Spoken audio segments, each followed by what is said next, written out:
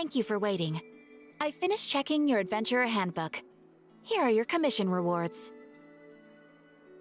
We have no other urgent commissions on the books at present. Thank you for all your hard work lately. Perhaps you two could consider taking a vacation. Amazing! Paimon never thought we'd end up having downtime in Noctry. Things were pretty hectic when we first got here. Everywhere you looked, it was either the Wild Hunt causing chaos or the Fatui stirring up trouble. It felt like this whole region was one giant slime in a barrel, ready to go boom at any moment. Sure have. Things were looking pretty dicey, but in the end, we managed to turn it around. Whoa! Paimon just got deja vu! Oh, that's right. It's because we've done this like a million times now. Ah, yes. Are you two aware that the Moon Prayer Night is soon to take place? Oh, yeah! Llama told us that was coming up soon. Wait, why do you mention it, though? Do people in Nasha Town celebrate it, too? Paimon thought it was just for Moon Goddess worshippers. You're partially right. Most people in Nasha Town just see the festival as an opportunity to do business. They do not concern themselves with the religious element. The festival was first celebrated by the Frost Moon Scions. On this day, they would wear moon prayer blossoms and celebrate the birth of the moon goddess through song and dance. They would also prepare food and handicrafts and give them as gifts to others. Over time, it became Noctry's most lively festival. Oh, sounds like fun! Great! Well, in the meantime, since Catherine doesn't have any commissions for us, let's focus on some personal business instead. When we first got here, you mentioned that this was where your spaceship landed? We didn't get to follow up on it at the time, because we got wrapped up in that whole rare situation, but now we can finally start investigating it properly. Well, there's a saying Paimon's heard around these parts, which goes, if you lift up a rock, you'll find something you weren't looking for. By that logic, you'll never find what you're looking for while you're searching, but the moment you stop looking, it'll jump right out at you.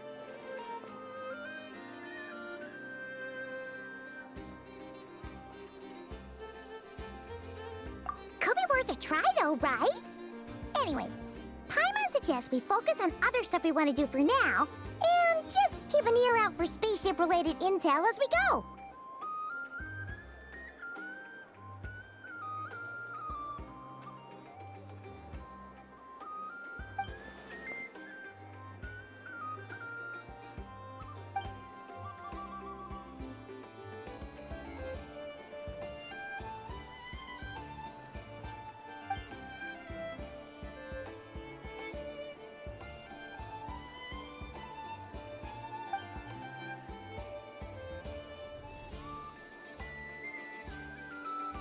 What's wrong?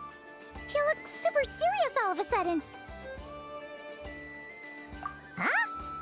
Paimon gets why you'd be concerned about Columbina, but what does the doctor have to do with anything? Oh, that's true. And now that you mention it, we're definitely overdue for a showdown with the Fatui. It is weird that he hasn't shown himself this whole time. What could he be up to?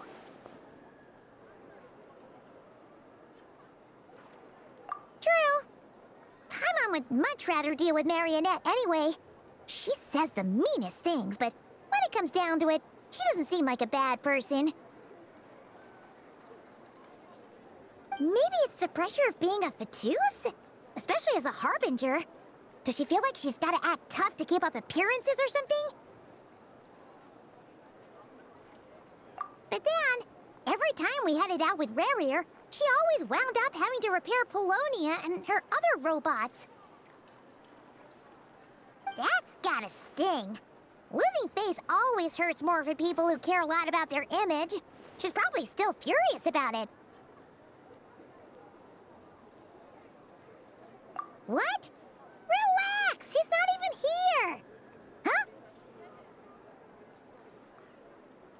What's the matter? Oh, nothing, nothing! Sorry, we'll be on our way now. Where are we again? Oh yeah, Columbina? Right, yeah, let's go see Columbina.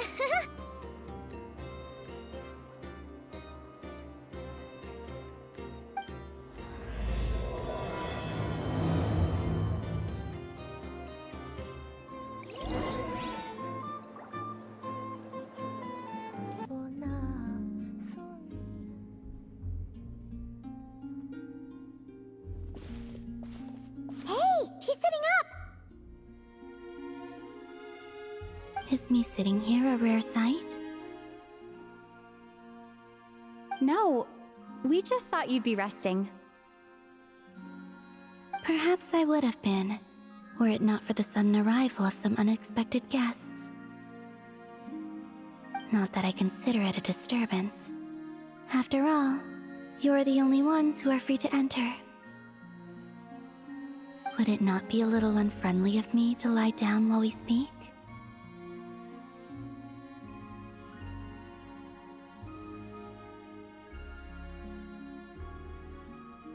I didn't realize you put so much thought into little things like that.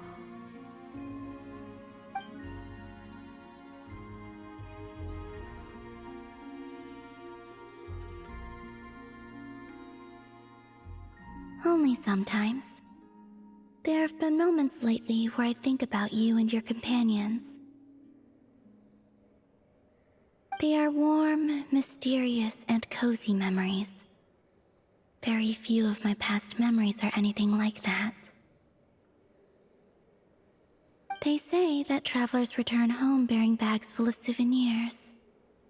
But my luggage was empty, and I believed it would stay that way. Return home? So, you're still planning on returning to the moon? Yes. This planet continues to reject me, reminding me that I do not belong here. If I remain in Teyvat, there will come a day that I disintegrate. And I don't mean reduced to dust, or turned into food for the flowers. I mean, I will cease to exist entirely. Alright then. Well, we're sure gonna miss you. But it sounds like we'll have to say goodbye. How do you intend to return? The moon prayer night is soon to arrive. On that day, the moon will be closest to Teyvat. The Kuvaki in this land will reach its peak at that time. I merely need to grasp the tide, and with relatively little effort. Oh, Paimon gets it! It'll work like a slingshot! You make it sound like she's gonna get blasted up to the moon. If I did that, I suspect I would crash into the false sky. I will be using a much gentler approach, but I do like the analogy. It's fun. You see? She gets Paimon's sense of humor.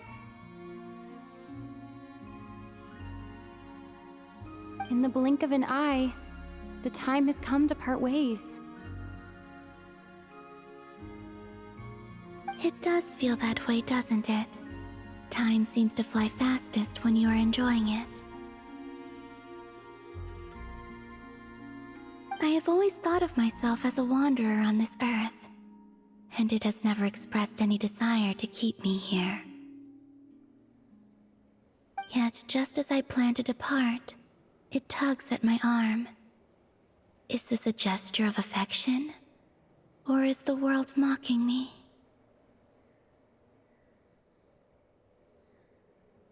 Oh. Were you hoping I can answer that? Yes. You are a traveler, so you must have a lot of experience in this area. Then, what I would say is, Enjoy the moment. That's right! Don't overthink it! Happiness is happiness and joy is joy! The point is to enjoy it, not analyze it! I see. Then what I would say is, even though I am very tired right now, I am still happy. I can't tell from the tone of your voice. Oh, really? You don't think I sound happy? I'm just kidding. I could tell you were in a good mood today from the moment we saw you. Ah, a joke. Albeit not a funny one. Anyway, I assume you're here about you-know-what. Give me your hand. Actually, it's not that. There's something else we wanted to discuss with you. Oh, then do you still want to give me your hand, or not? Sure.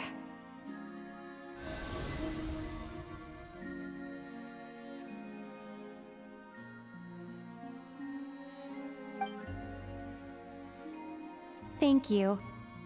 So, I've heard that in the Moon Prayer Nights of the past, people here would hold celebrations in the Moon Goddess's honor. Since you helped so much in our fight against the Rehir of Solnari, I think you deserve a farewell party before you return home. I haven't asked everyone else for their opinions on this yet, but I'd like to invite you to join the upcoming Moon Prayer Night. I've never joined a Moon Prayer Night before. I'm not sure what I would even do.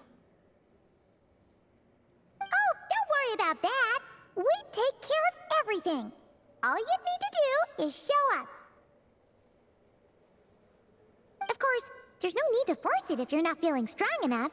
It's just, this kind of felt like a golden opportunity.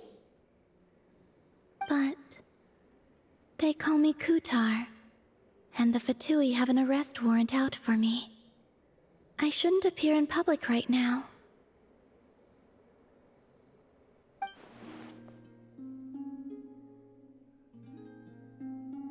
I'll make it work. You have my word. Yeah, we got your back! Well, she does. Paimon's actually not too sure what she's planning.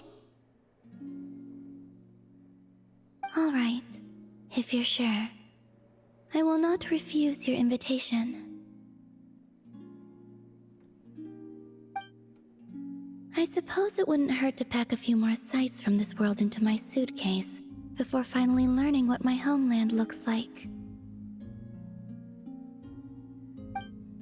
Oh, if you see Lauma, please tell her that my answer to the question she asked me is neither yes nor no.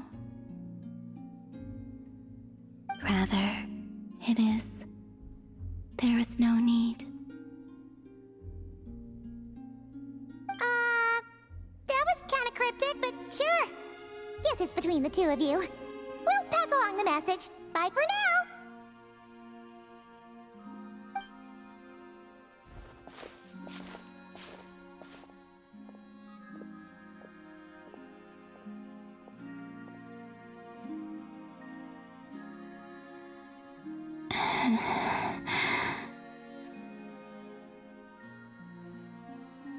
And also, I do not know.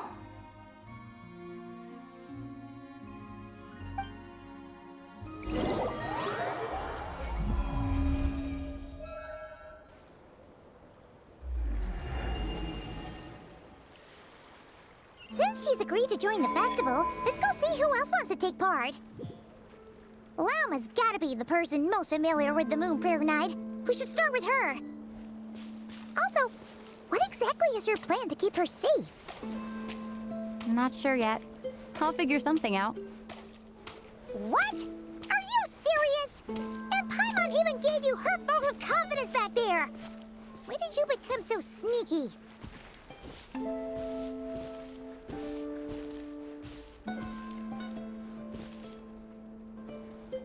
Hey, Llama! It's us!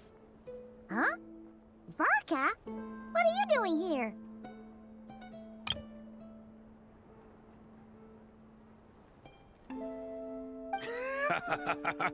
Beats me. I had a bit too much to drink last night, and when I woke up, I was on Hisi Island.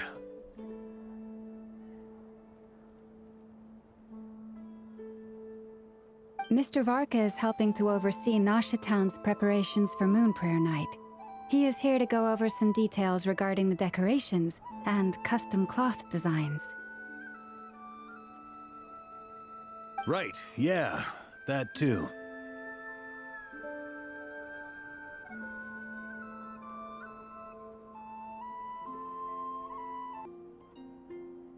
What do you mean, that too? Yes, celebrating this festival is a long-held tradition here in Nordkrai. On this day, the crescent moon at the top branches of the verdant crest turns into a full moon, and the moon prayer blossoms bloom with a special radiance. Our people take these to be blessed omens. It's an especially welcome event coming off the back of all that nasty business with Rare. Everyone got put through the ringer recently, and now they're looking to turn their fortunes around. The big shots in town all agree that a big, lively celebration is just what we need to rebuild people's faith in this place.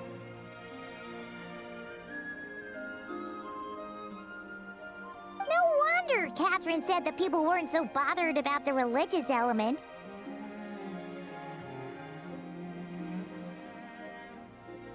That's right. It's become more of a local custom by this point. The celebrations have little to do with whether the religious stories behind this event are true or not. Even the Frost Moon Scions are eagerly awaiting the coming of Moon Prayer Night, despite now knowing that their past beliefs were founded on a falsehood. That's fair. It's a bit like the lantern ride in Liyue. It's a chance for people to enjoy themselves, not debate the existence of the Adepti. Oh, one other thing. We just went to see Columbina. We went ahead and invited her to take part in the festival this time. Hope it's okay. Wait, so... you mean she agreed to it? Huh. That's quite a surprise. Then, I suppose that she intends to return to the moon on that day. Oh, yeah. It's kind of a complicated process, but basically, it's like a slingshot. I understand. In truth, I had a feeling that she might make such a decision. Well, if Kuthar has decided to participate in the festival, we should prepare accordingly.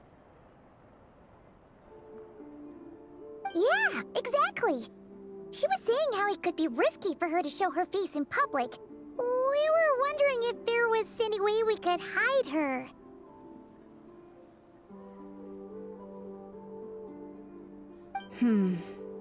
Unfortunately, the people who carved the statues did an excellent job of capturing her likeness. It will be very challenging to hide a goddess whose face everyone is so familiar with.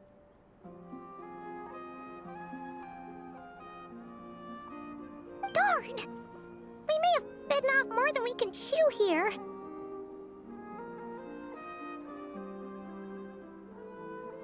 Nah, don't sweat the small stuff. We can handle that.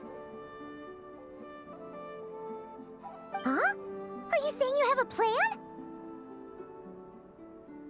Not as such, no, but the most important thing with a festival is to keep the mood light and your spirits up. You can't go preparing for a festival with those long faces. You'll never convince anyone to enjoy themselves. The Mondstadter spirit is strong with this one. As it happens, I agree with Mr. Varka.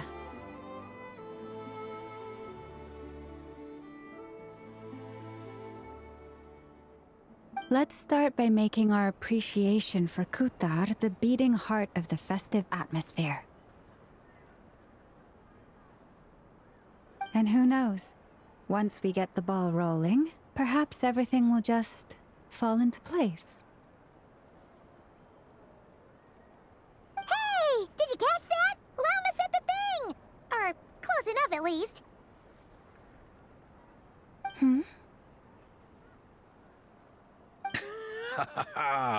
I'm looking forward to the Moon Prayer Night already. We have a festival in Mondstadt called Windbloom, and you can always tell which couples are celebrating it for their first time by the smiles on their faces. Big, beaming smiles like their whole face is glowing. And I have a feeling we'll get to see that same smile on the Moon Goddess's face at this festival.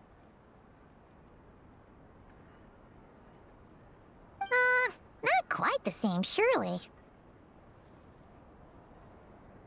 Anyway, I'll take care of business in the city, but I'll have to leave the decor up to you and the Frost Moon Scions.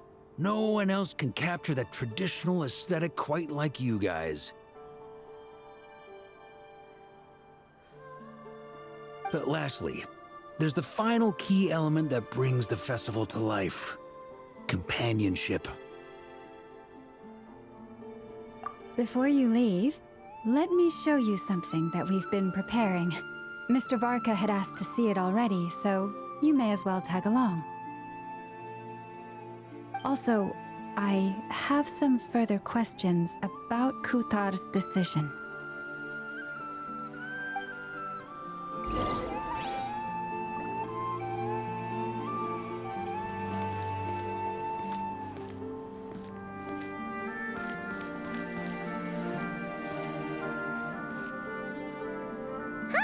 What's this?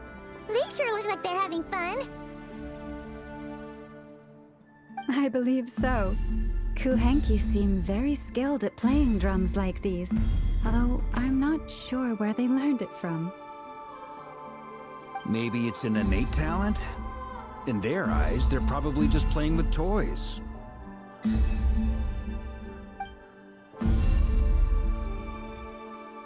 Lunatar! You want to play too?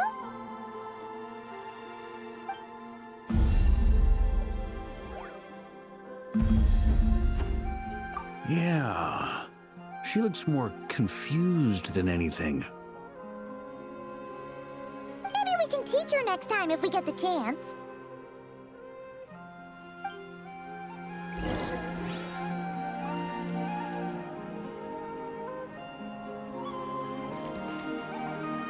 What are these floaty things?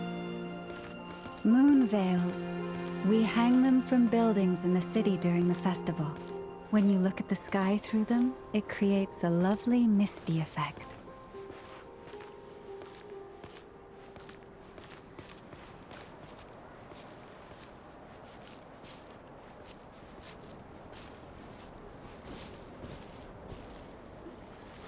Everyone seems hard at work.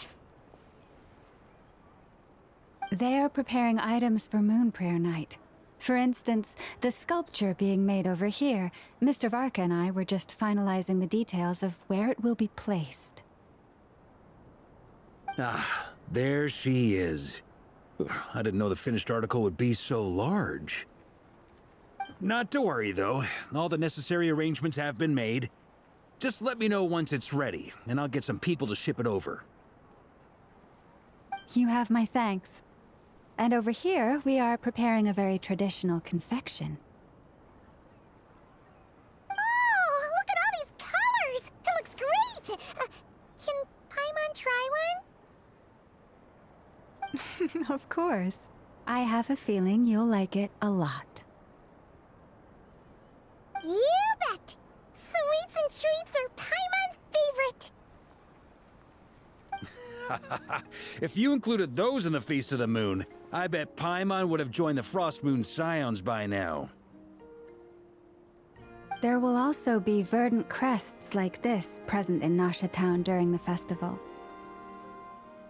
The timing of Moon Prayer Night is not completely set in advance. We make a rough estimate, then observe the changes in the verdant crests and moon prayer blossoms to guide us. As such, the wait itself is a fun feature of this particular festival.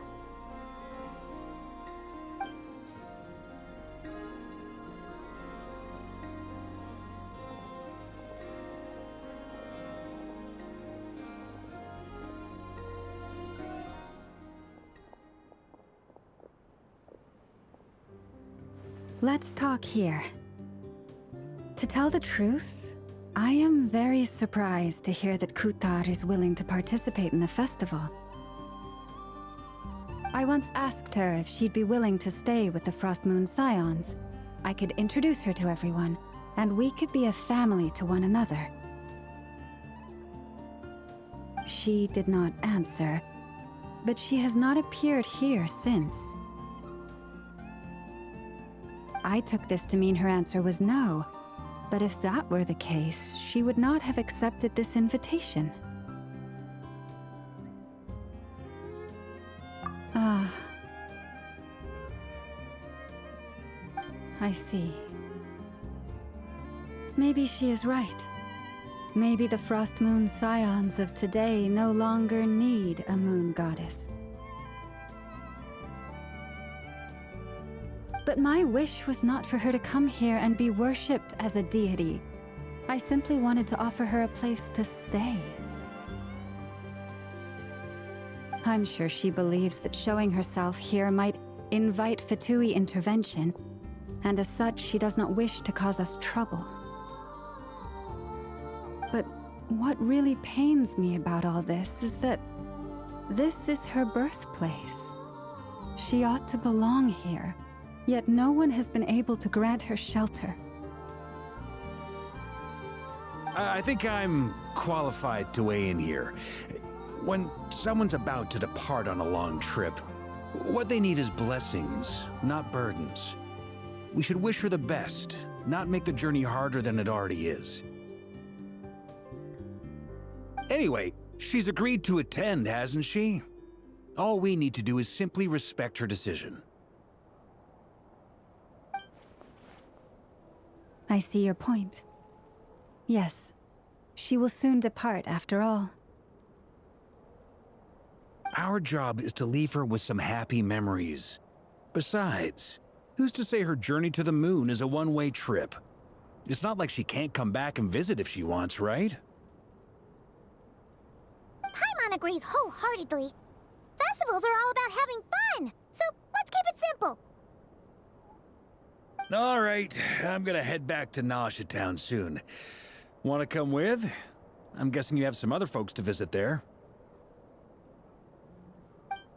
Sure thing, let's go! Bye for now, Wilma! Thank you all. Goodbye.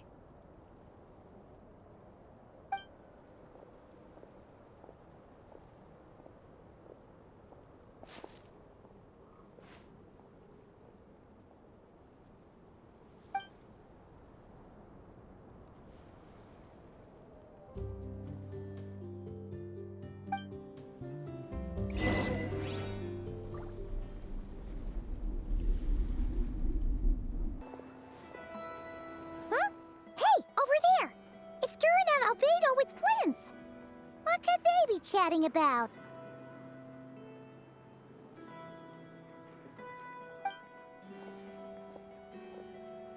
Your guess is as good as mine.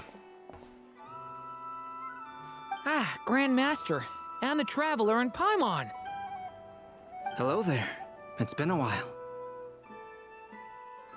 Perfect. We have some new volunteers for our investigation. Wait, let me guess. The righteous Lightkeepers are finally ready to hunt down the Abyssal Dragon? Yes, that too. Yeah, right! Oh, wait! Why does everyone keep saying that too? Well, to be precise, the facts match, but not the causality. Wait, so I guessed right? Half right. Don't act so impressed with yourself. Maybe I can explain.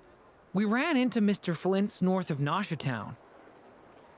At that time, we just noticed a few abyssal creatures out in the wild, but the strange thing was, I didn't detect any traces of abyssal energy on them at all. On closer inspection, we realized that they were not real monsters, but something akin to reflections in the water, or perhaps a mirage. Huh? What do you mean?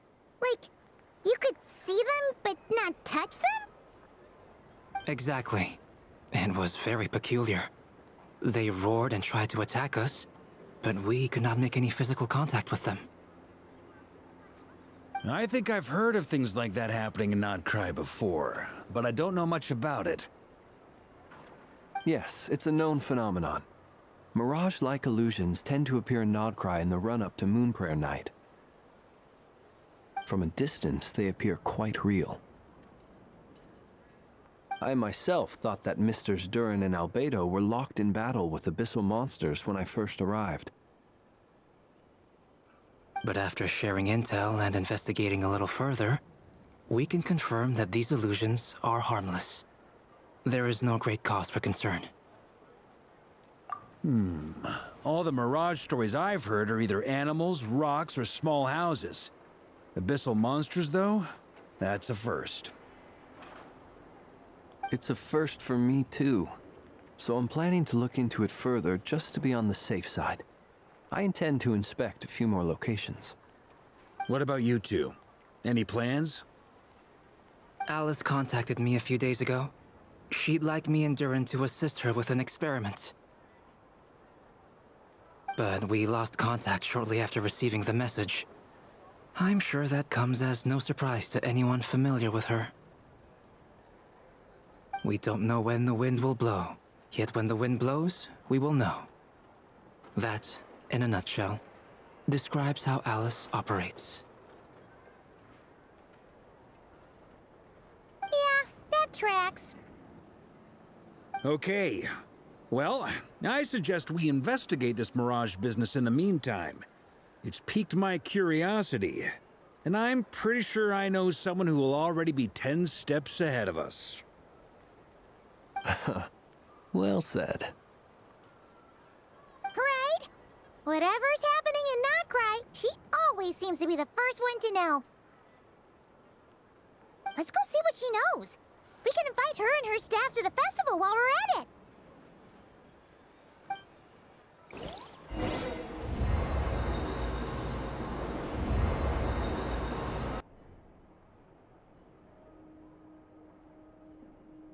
You're right, I have noticed. There's certainly something a little fishy about this situation. Only a little, though. Records indicate that this phenomenon can occur in the days before and following Moonprayer Night. That said, it has always been a rare sight in the past. The odds of encountering these phantoms are similar to looking up in the night sky, happening to see a shooting star, and managing to make a wish before it disappears. But this time, either everyone's getting lucky, or they're appearing far more frequently than usual. Yehoda's out gathering intel as we speak. In the meantime, let me check off some points of interest. First, the Abyss.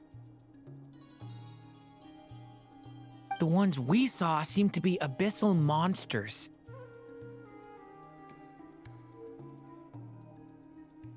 Indeed. But we have identified one location where many more of them have made an appearance. And not just monsters, but human phantoms, too. Given the scale and nature of the phantoms, it's almost as if someone's last memories are coming to life. Or perhaps the memories of multiple people.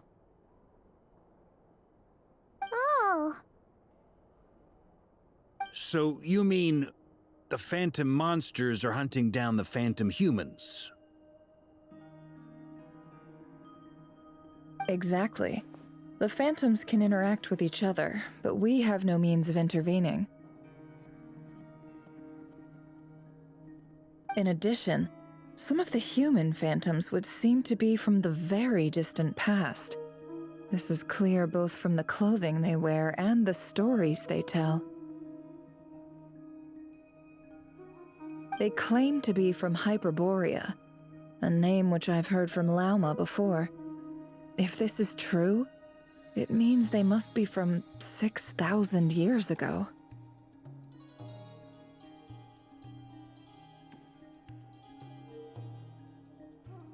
Did Paimon hear that right? 6,000 years? It sounds like this merits further exploration. That'd be a big help. I'll leave it with you, Albedo. My knowledge of ancient history is non-existent. I used to doze off every time the pre-Knights of Favonius era came up in class. It's quite a miracle that you were able to understand these phantoms' speech, given how long ago they lived. I suppose you're right. But I'll leave the archaeologists to ruminate over that conundrum. As an intelligence broker, my sole interest is in the value of the information I gather. Which, in this case, hopefully means earning myself some good favor with our dear Lady Moonchanter. So calculating. Whew, this intel broker logic always catches Paimon by surprise. Sounds to me like we could split the work up. I think the abyssal phenomenon is best left to Albedo, Flint's, and me. Agreed. It coincides with my duty as a lightkeeper. For my part, I'd like to understand the abyss better. Even a little knowledge would go a long way. This is certainly a rare opportunity to study the abyss. But even rarer, perhaps, is the chance to make contact with the ancients. The Curatorium will take the lead on investigating the Hyperboreans. We put in the work to learn what we know so far. It seems only fair that we get some quantity of exclusive intel. That just leaves our trusty team of 2 unassigned.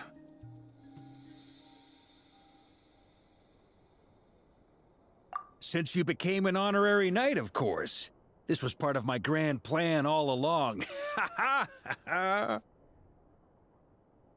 Oh yeah, by the way, we managed to convince Columbina to come to the Moon Prayer Night celebrations. Would you and Yehoda like to join too?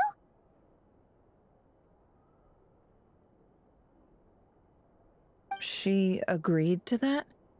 Huh. Quite an achievement. Never underestimate the traveler, I guess.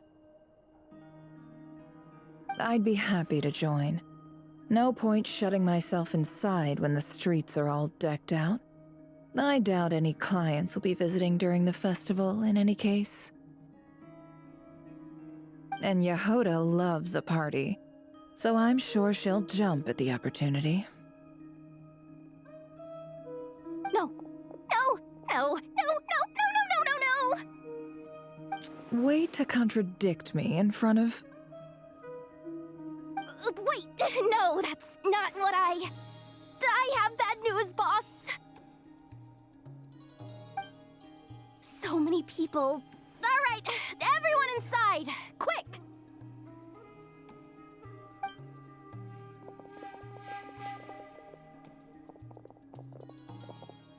This is gonna sound crazy, but hear me out. I saw one of those phantoms at Star Sand Shoal, and it was some sort of flying ship. Like a spaceship? That's gotta be the one you came to Tibet in. You said you saw the same thing through the moon marrow, right? Huh? You already know about it? Ugh, I thought I was gonna blow people's minds. Turns out I'm the last to find out. Wait. Back up. You came here in a spaceship? Now my mind is blown! What's it like on the inside? Was it like flying through space? I want to know everything! Yep, exactly. Huge discovery. You're the best. Second best intel broker in the world. After your boss, of course. Wow. Really? Well, I don't know if I'm all that, but... I guess that decides where we're heading next.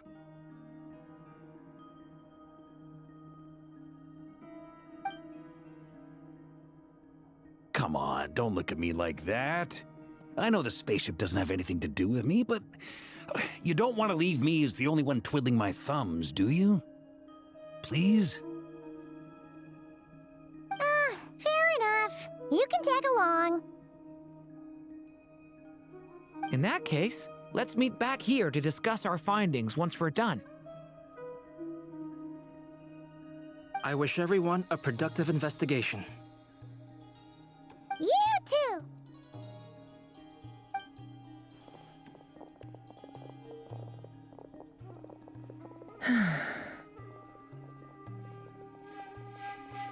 What's up, boss?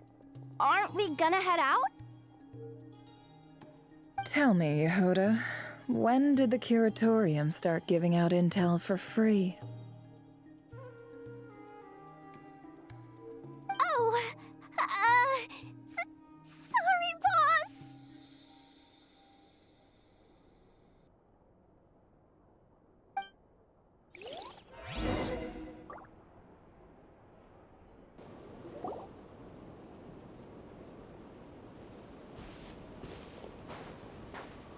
Wow, what do you know? Yehuda was right on the money. This Phantom really is your spaceship. But that's so weird. Why would it show up here? Is it some kind of projection? Or a ghost? Like, maybe it no longer exists, but somehow it left an afterimage? Ah, you're already here. Miss Lauma, what a surprise. I thought you were busy with festival preparations. I was, until one of our people informed me that a strange sight had appeared at Star Sand Shoal.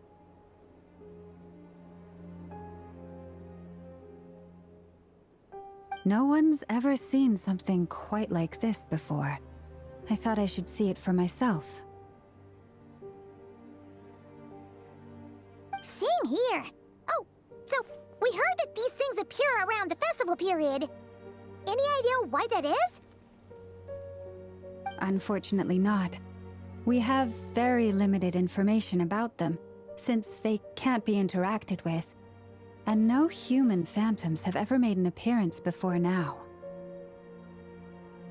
The most we've been able to deduce is that these sightings appear to be connected to the increase in Kuvaki energy around this time.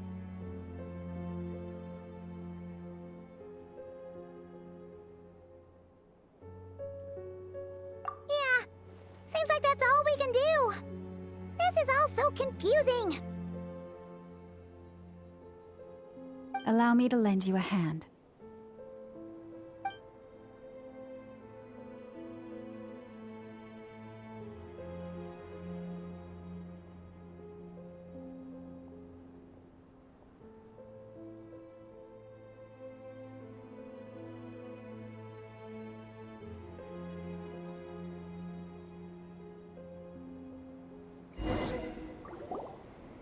Everyone, our friend here should be able to provide us with some information.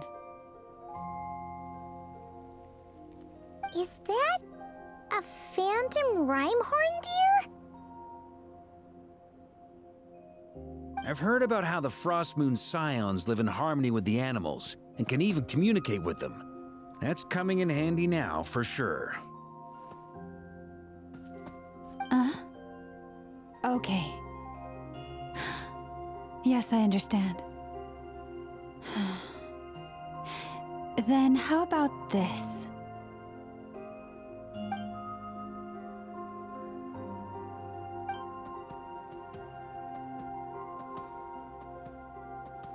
Oh, it's leaving. It appears to share our curiosity about this giant spaceship, so I asked it if it wouldn't mind investigating along with some friends.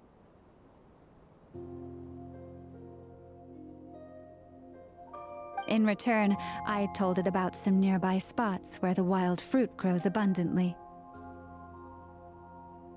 We may live in a different era from these phantoms, but I trust that the terrain, climate, and ecology here are more resistant to the effects of time than some things are.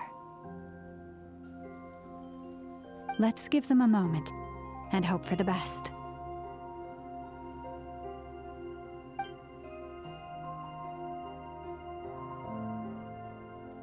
All back together? Must have been a lot of fruit. Indeed. Now let me ask them some questions.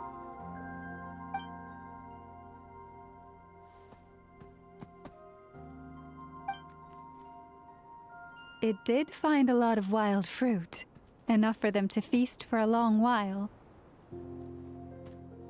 This puffin circled in the air several times, but didn't spot anything out of the ordinary. Certainly nothing to do with the spaceship. Huh. Well, it definitely makes sense to get a bird's eye view.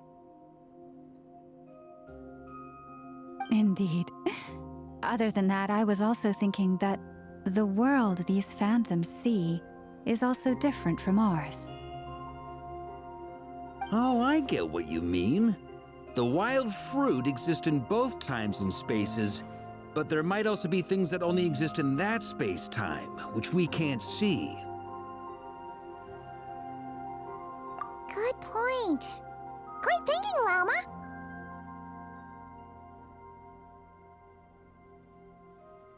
Blunthorn rhinos can use kuvaki to shift great rocks, but this one says it couldn't get that ship to budge by even an inch. The sniffer mole tried too, but despite being a skilled digger, it could not get through. They say that the spaceship looks robust and undamaged. It seems completely impervious to any and all attacks. Whatever lies within is well defended from harm.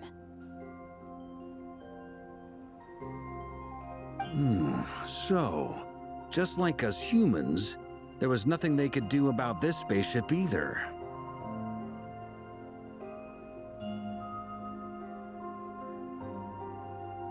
Yes, still, they deserve our thanks. We are grateful for all your efforts, dear friends. Now go, and enjoy your feast.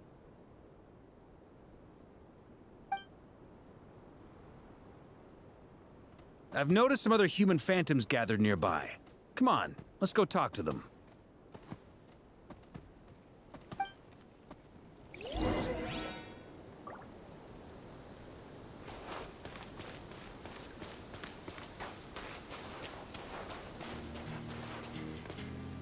Bless. What is this thing? I've never seen it move, and there's no way to get inside.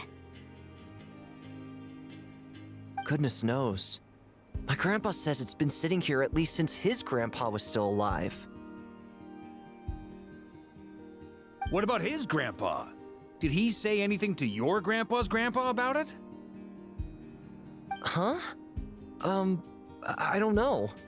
In all likelihood, it was here back then too. Hard to imagine something this huge could move.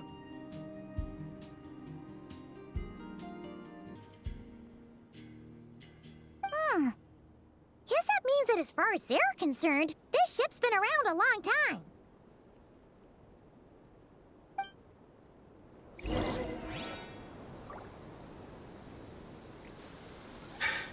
Come on, brothers. If we can get even a small chunk off of this thing, it's gotta be worth a fortune. Today is the day we strike it rich. Huh? You mean Paimon? Yes, brother, I shall join you. Let's make our fortune. We should go with them. What the? This thing is crazy tough. I can't even scratch it. What's it made of? Sorry, brother. Looks like we'll have to seek our fortunes elsewhere. Enjoying yourself? I was just seeing if I could influence this phantom's perception by playing. But nope, no dice.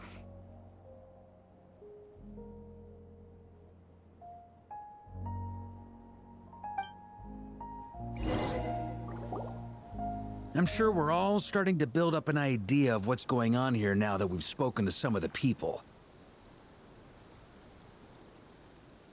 These phantoms are reenacting real historical events in Nodcry. It's almost like we're in some kind of interactive stage play. We can talk to the actors, but the plot is fixed, and we can't influence it.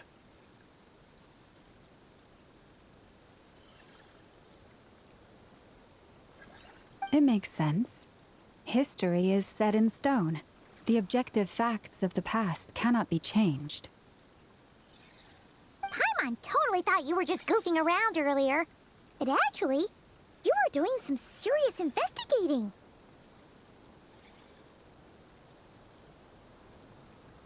Of course I was. Anyway, at this point, I think we're forced to conclude that although the Phantom spaceship is right there in front of us, we aren't going to learn much about it from these people.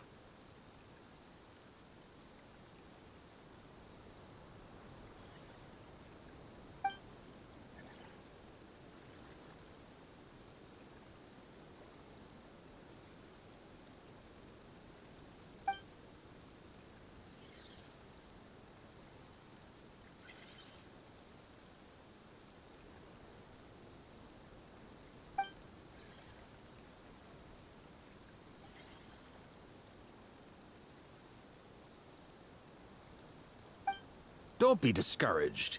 If nothing else, this is proof of the ship's existence.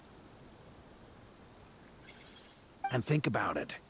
So many people tried to hack their way inside, but no one could get the door open. It's made of very tough material. To me, that says that we'll either find the ship itself or the story behind it. It's just a matter of time. Huh. Every now and then, when Varka gets serious, he actually does seem like Grandmaster material for once.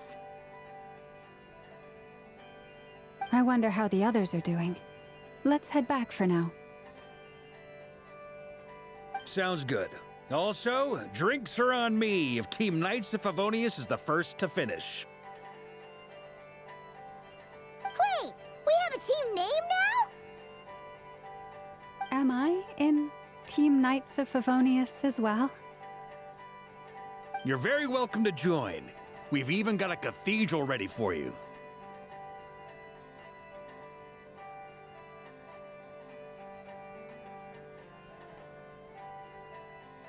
Isn't that technically blasphemy? You wouldn't dare make a joke like that if Barbados was in earshot.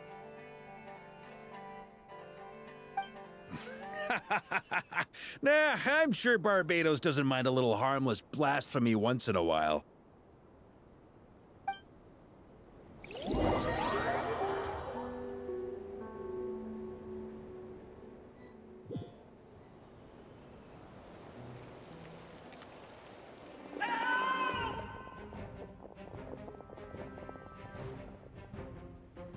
Oh, no!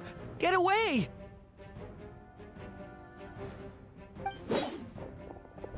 Oh.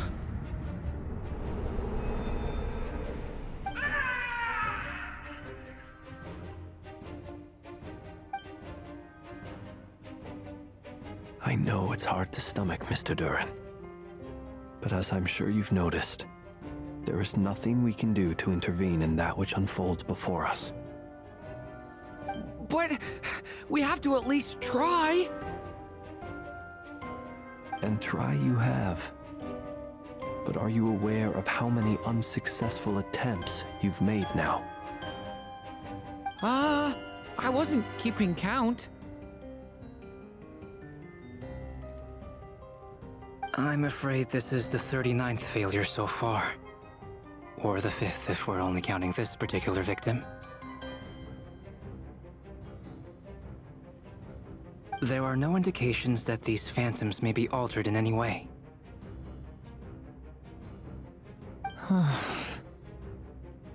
You seem to have calmed down a little.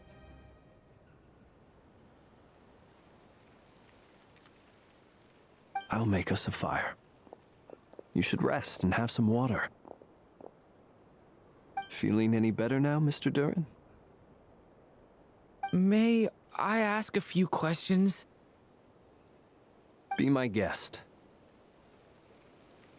What exactly are we witnessing here? What happened to those people? My guess would be that we are seeing Nodcry during the Conrian Cataclysm. Would that be accurate? Conria. That is correct. As you know, once the Abyss senses even the tiniest crack, it floods in and spreads like wildfire. There was a time in the distant past when it permeated all of Nodcry, causing immeasurable harm. The people paid a terrible price to heal this land. Then 500 years ago, the whole of Teyvat suffered an abyssal disaster. Once more, Nodcry was dealt a devastating blow. I see. In the face of the abyssal onslaught, all were like grains of sand tossed around by a tidal wave, be they human, fae, or god. The moment you witnessed is but one drop in a whole ocean of catastrophe. All right. I guess that answers my second question, too. I wanted to know why there's nothing I could do to help them, and that's because what we are seeing is history. That would be my guess as well. As I understand it, history and fate are not all that dissimilar.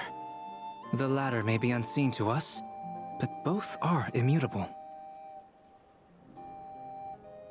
Yes.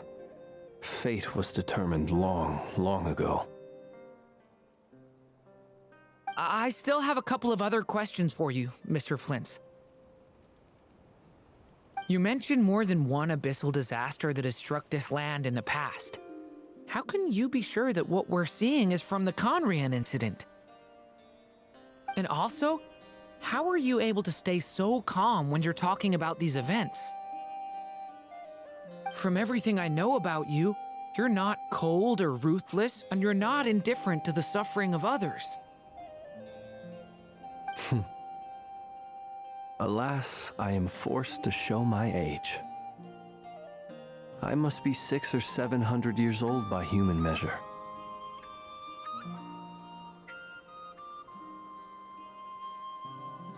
Wait, so you... One is not easily moved by history when one has witnessed the truth firsthand.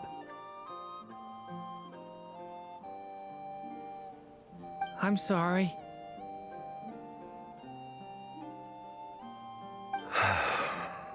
You needn't apologize. Your passion is a good thing to have. Treasure it, because someday you may find it in terribly short supply. Now, at the risk of offending you, I have a question in return. Your curiosity toward the Abyss, is it born from hatred or because you sense its call? I only ask because I kept a fragment of Rerir's body in my lantern for a short time. Specifically, his heart. So I know what a burden it can be to carry the Abyss with you. And I hear its power growling from somewhere within you. In my eyes, your mere existence is a miracle. My honest answer is... I don't know. I don't think I have the confidence to say for certain. What I will say is the Abyss is not the only issue that haunts me. Even before I became who I am today, the question dogged me constantly. Should I even exist at all? My doubts remain unresolved. But when we fought Rerir, something became a little clearer to me. Sometimes it is the darkness within us that allows us to achieve the impossible. I certainly got the sense from your 39 attempts that you were trying to achieve the impossible. It sounds like you've resolved to see the truth for yourself. Absolutely. In that sense, he and I are quite similar. Then I wish you every success. I look forward to the day of your transcension. Well, if everyone's caught their breath, I suppose we should head back. Oh, and one last thing. I'd appreciate if you kept our discussion about history a secret.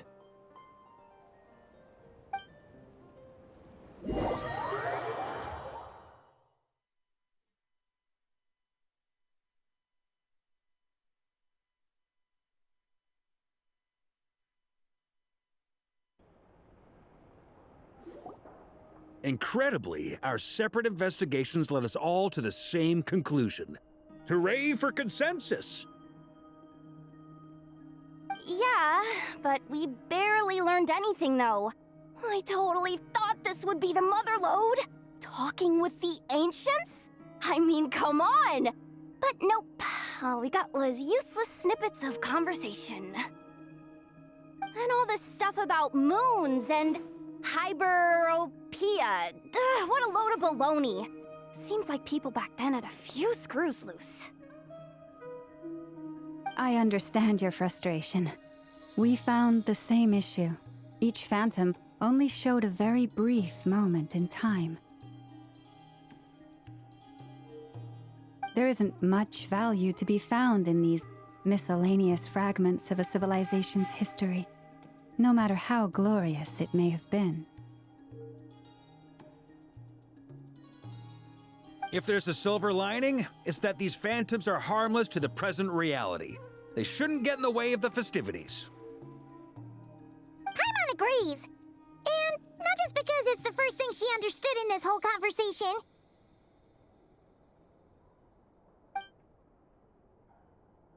You look disappointed, Nefer. Is something the matter?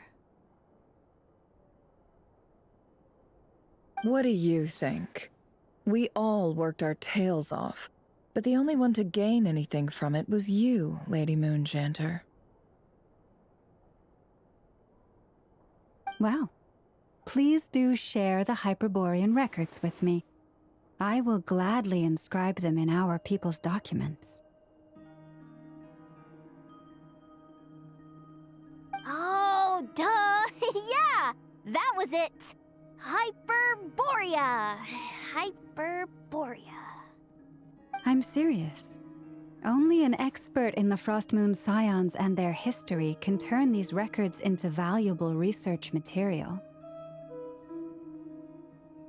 The alternative is to let them gather dust on the Curatorium's storage shelves until the pages turn yellow. Nefer, you're wise enough to know that cooperating and sharing the profits is the best course of action here.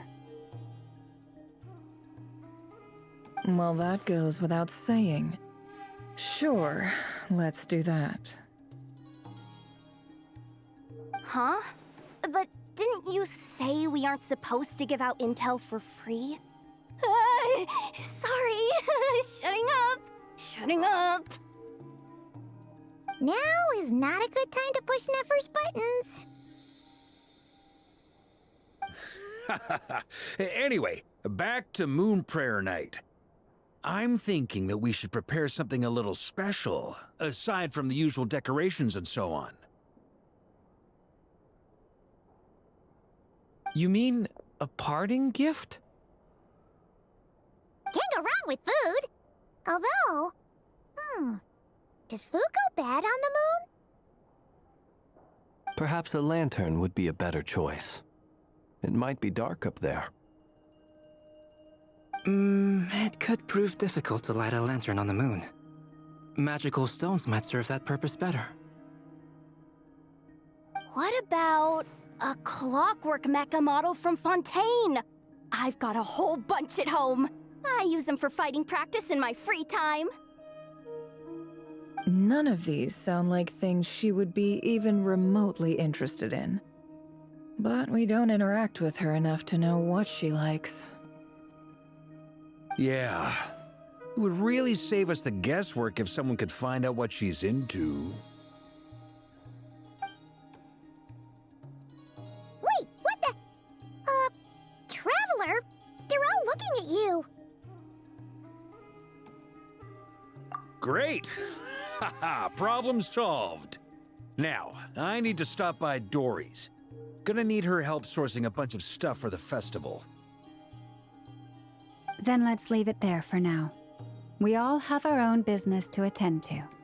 Traveler, if you find out what Kutar likes, let us know right away.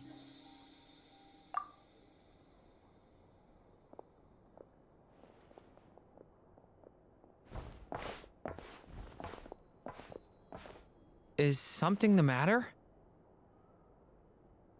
I'm fine. It's just... I'm still feeling a little rattled after witnessing the horrors of the Abyss. But it's okay. This is something I have to work through. I'll be all right. Thanks for your concern.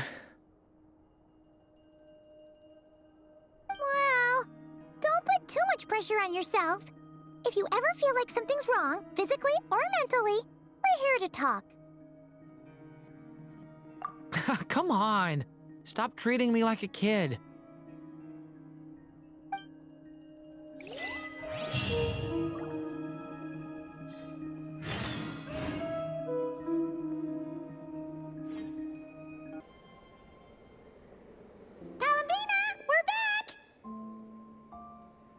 Huh?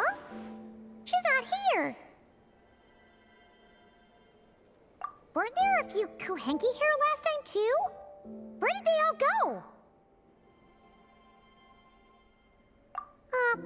Walkies? For Kuhenki?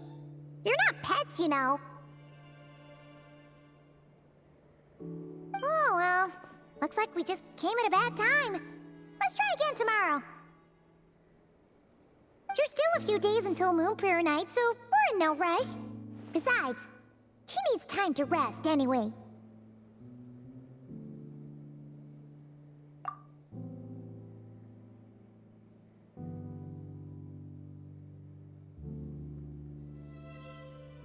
Kalamina! Are you back yet? Oh, how strange. Looks like she still isn't here. Right? It's not like her to spend so much time outside, especially since she's worried about attracting unwanted attention. What about Lunatar? Lunatar, you there?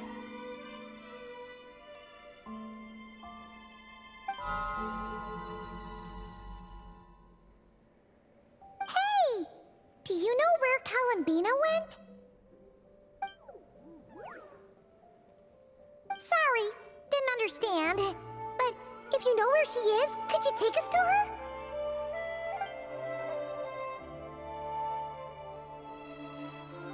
Yeah, that's even stranger. What about him? Oh, that's not good news. They change color when Kalambina gets weaker, right? And they look super pale right now. Good idea. She might know what's happening.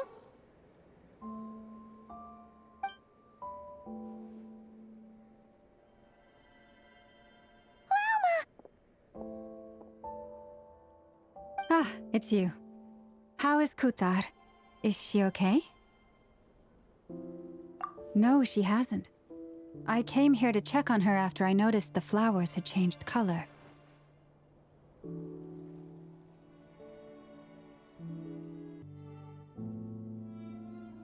Based on past precedent, she must be very weak right now. Even getting up to walk would be a struggle. It seems unlikely that she wandered off outside. Not to mention that she doesn't do that at the best of times either. So yeah, this is super weird. No. Very few people are in the know about Kutar's whereabouts. And if anyone suspicious had visited, they'd have left some sort of evidence. Come on, let's go to Nasha Town. If anyone has seen her, someone there will know about it. It's not Cry's information hub after all. Makes sense. Let's go!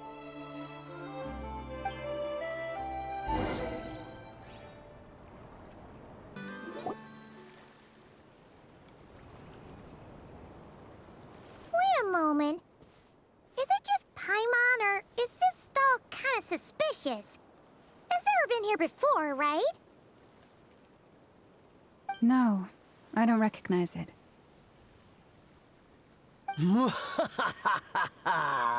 Alas, your free and easy adventure time is over. Now, prepare to face the final boss of Nod Cry. Whoa! Where'd that voice come from? Not sure, but it's definitely hostile. No, no, no, not that way. The final boss is right here. The sniffer mole? That's the final boss? Surely not. Also... Okay, the jig is up. I'll stop teasing you. Turn around. I'm right behind you. It seems I've managed to leave quite an indelible impression, even though you've never seen my face. Oh, nothing could make a great mage more pleased with herself.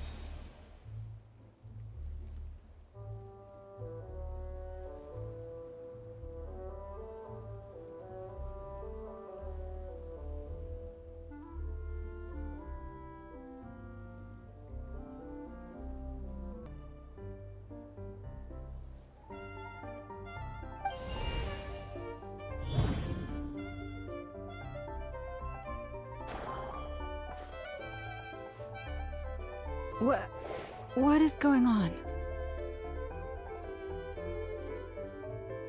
I've heard that all the big shots in Teyvat have long, wordy titles that stun people speechless when they make their entrance.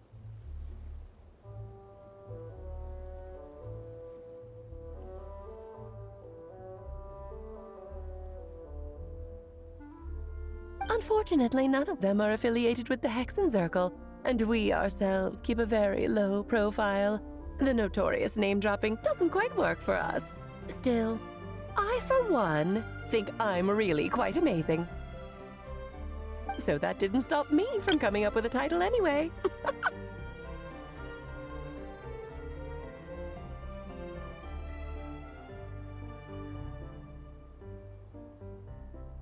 Alice? It's really you this time? Not a lantern or a dodoco, but Alice in the flesh?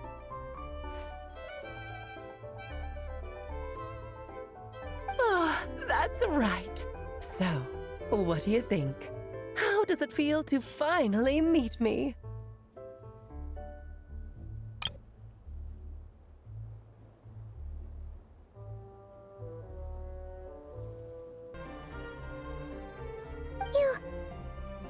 You look like...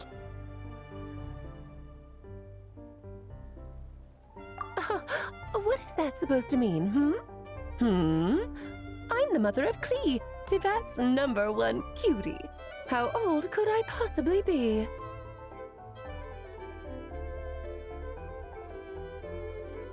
So she's a friend of yours? Kind of.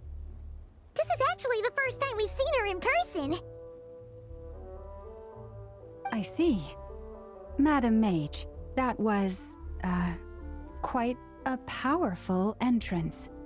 I certainly won't be forgetting it anytime soon. It's okay, Lauma, don't force it. Paimon will do the honors. This is Alice from the Hexen Circle. She's a friend of ours. And of Arcus, too. That's right. She's a good person, just kinda unpredictable.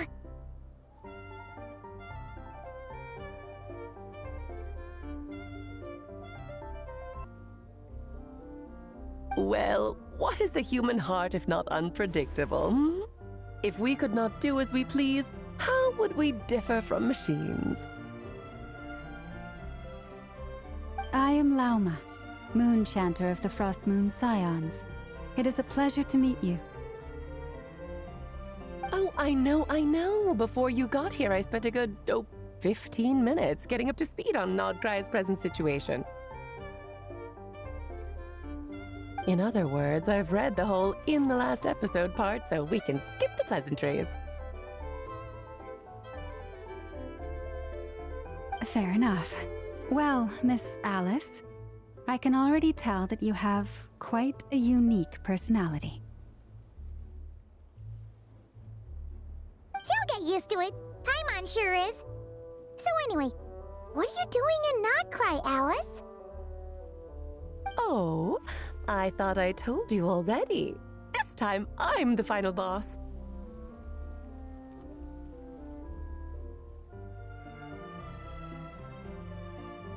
And what a formidable foe I shall be. Powerful, confident, decisive, and good luck finding my weak spot. You will never succeed.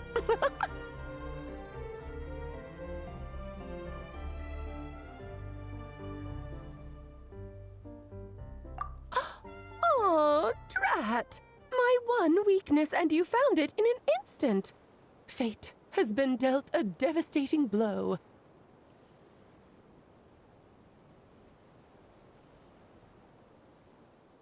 Thus falls the great Dodo King.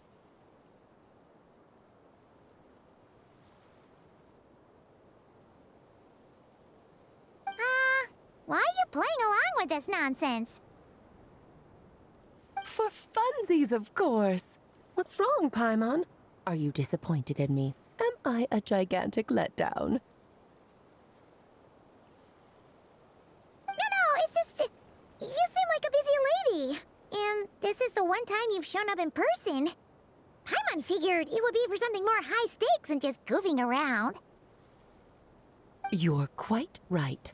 I'm here in Nodcry because something big happened. Something big enough it caught the attention of the Hexen Circle. It concerns the 3 moons, Tevat's borders, and of course, the moon goddess you are currently searching for. Kind of. Why don't we discuss this over a pot of tea? My main reason for coming on this trip to Tevat was, of course, to have some fun.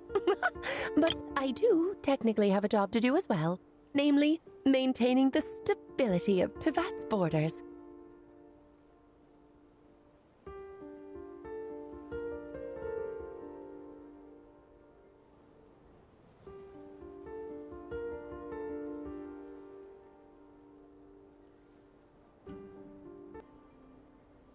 I'll skip over the complicated parts, but to sum it up, abyssal energies are all that lie beyond Tevat's border. We'd find ourselves in a real pickle if they ever made it through. And the phantoms you've been seeing are a sign that the border has been disturbed. Ah, no wonder they tend to show up around Moon Prayer Night. Is it because the real moon is now so close to us that its power can cross the border? In part, but only a negligible amount passes through. Just enough to influence the verdant crests and so on.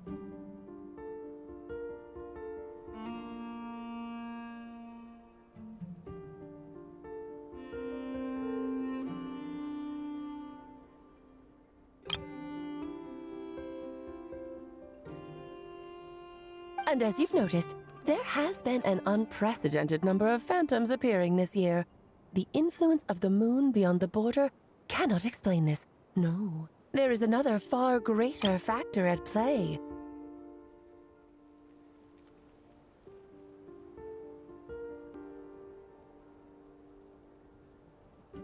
The trilunar syzygy.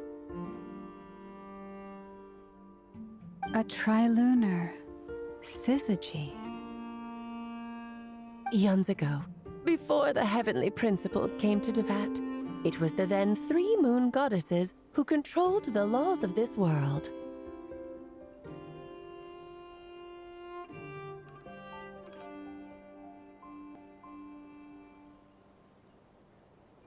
Oh, that's exactly it! The 3 goddesses split these powers amongst themselves, promising never to consolidate them into one singular body. This was meant to keep the world stable. But, fast-forwarding to the present, the eternal moon's marrow is with you, while the iridescent moon's marrow, which should never have appeared in this world, has been retrieved. Add that to the presence of a moon goddess in the flesh and... the power of all 3 moons is gathered here in Notcry. There hasn't been an event like this since the War of Funerary Flame.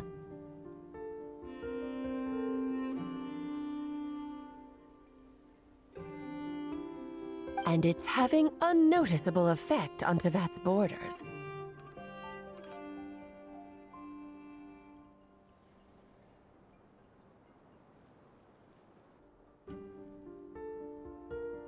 Because I wish to give my darling daughter a peaceful, sunny environment to grow up in.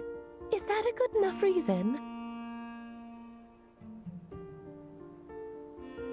Kinda sounds like you're dodging the question, but it does make sense. Well, that's one reason anyway, and the most important one. The others are a little complicated to explain. For instance, cleaning up after dearest Miss R.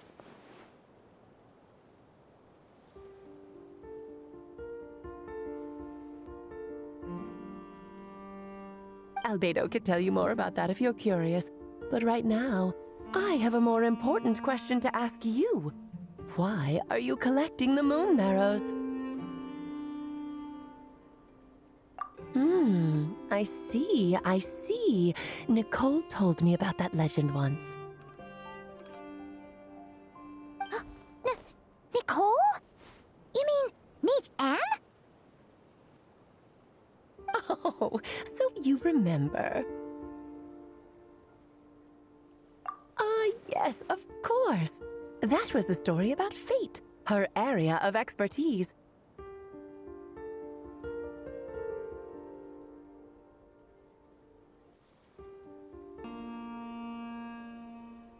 But back to the story of our dear moon goddess. I'm afraid her intended method of returning to the moon is unlikely to work anymore. What does that mean? She may be missing, but she hasn't gone anywhere.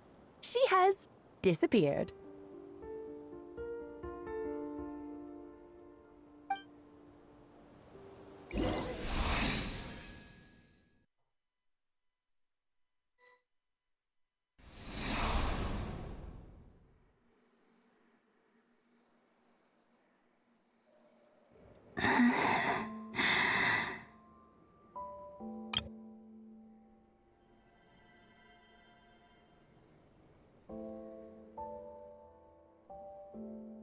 My body is so heavy. Wait, no. It's my mind that's heavy. My arms and legs are as light as a feather. What's happening to me? I feel drowsy, like I've been asleep for too long. Is it daytime or nighttime? Is the moon out?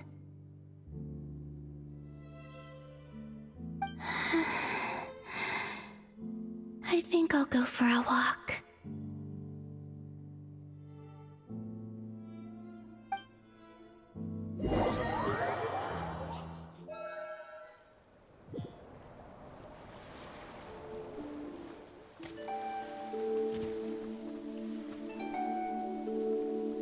Are you out for a walk too? Huh?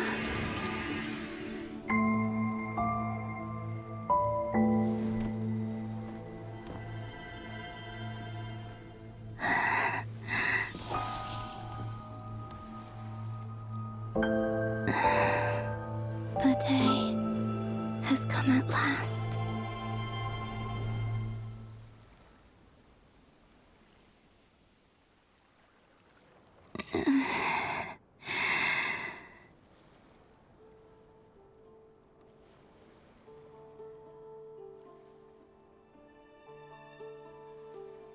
Have I grown so weak that I can't even sustain my physical form?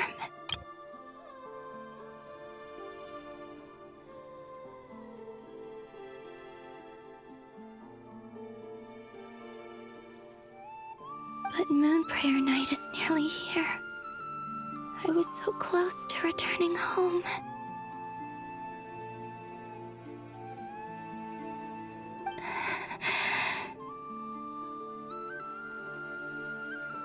Death is near. Is this how it ends for me? Will I return to the moon after I disappear? Or...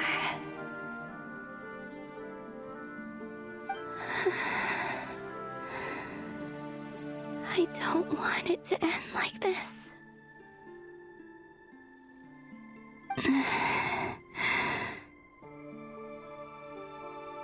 So far, at least, I still exist. Even if not physically, I can still feel.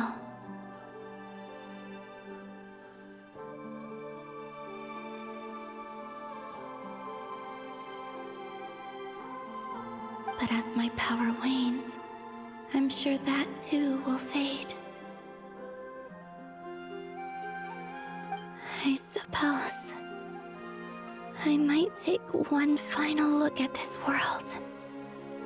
The world where I was born.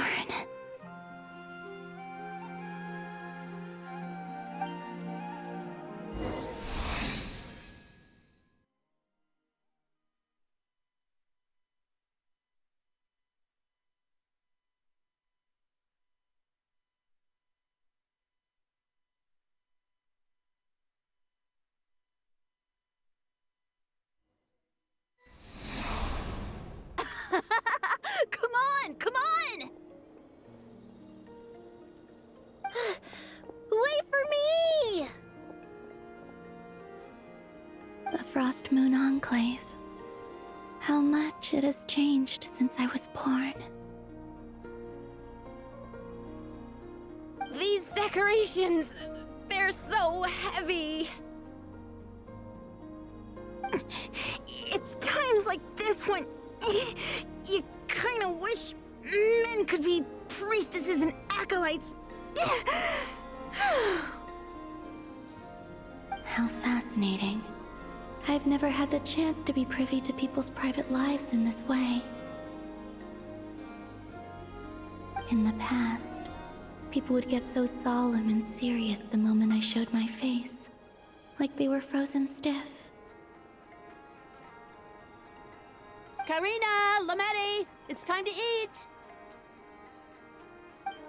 Coming!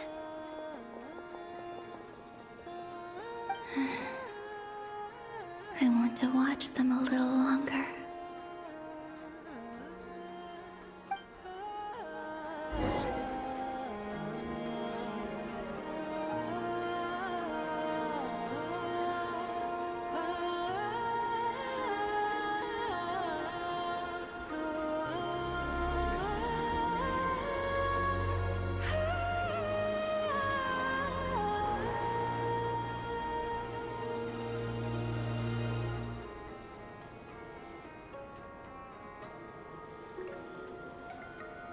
So just fill these balloons with air, right?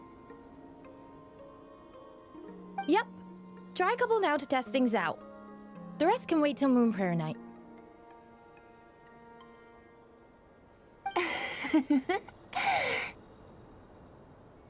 Think fast.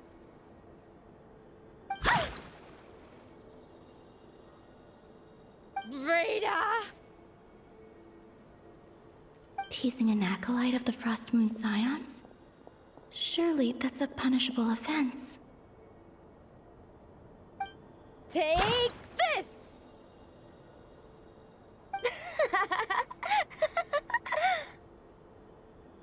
Huh? All right, enough horsing around.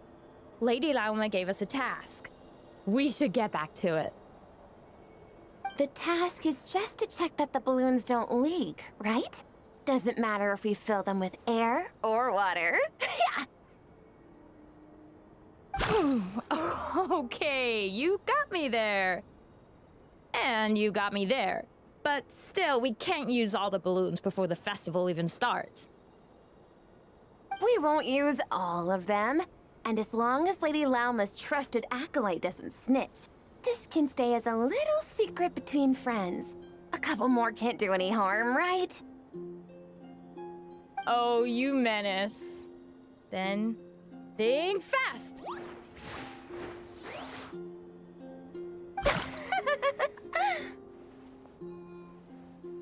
Is pumping a balloon full of water really so much fun?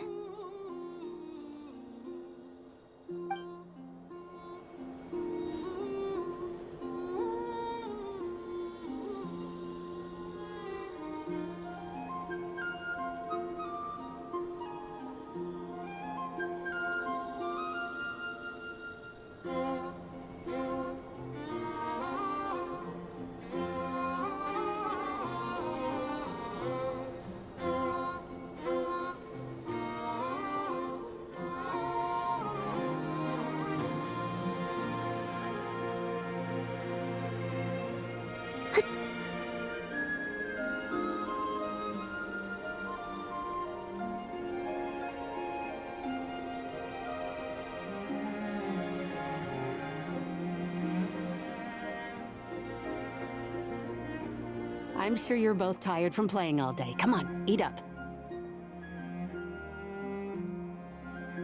A plain, humble meal. That has always been the way of the Frost Moon Scions. Huh? How come Lametti got a midsummer berry dessert? Oh, I always get Lockaberry. I don't mind sharing. You can have a bite of mine if I get to have a bite of yours. They're sharing food?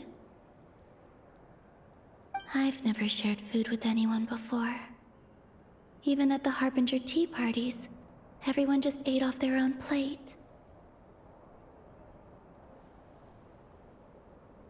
And when I couldn't finish my food offerings from the Frost Moon Scions, they'd leave the leftovers out under the moonlight for the animals to claim.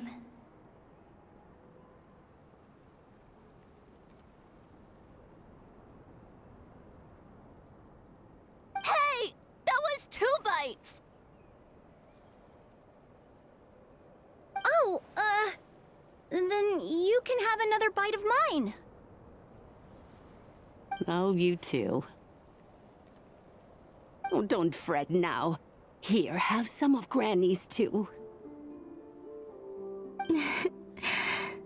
So this is what it means to be family.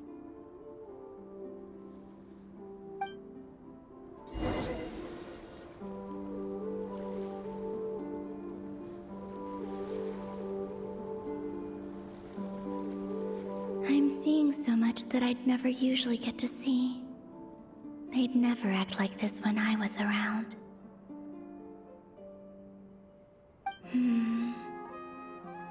It's nice, being able to just watch people in peace in these final moments. What a rare opportunity. I think I'll go take a look around Nasha Town, too. Maybe the Traveler will be there.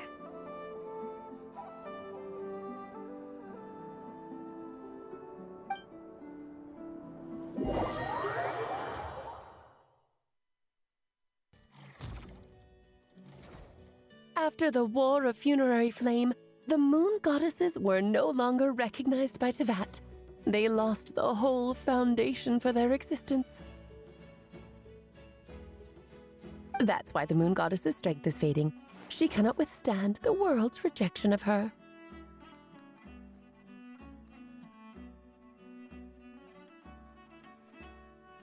To be more pedantic about it, the moon goddesses did something to offend the heavenly principles, and that's why they were ousted. Something of a recurring theme in Tevat's history.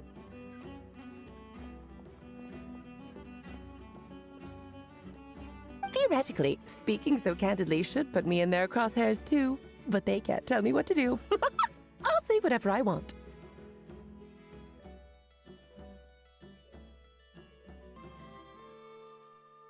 Anywho, the Moon Marrow energies were but a drop in the bucket for her, and that battle against the Ray Hair of Solnari only weakened her further.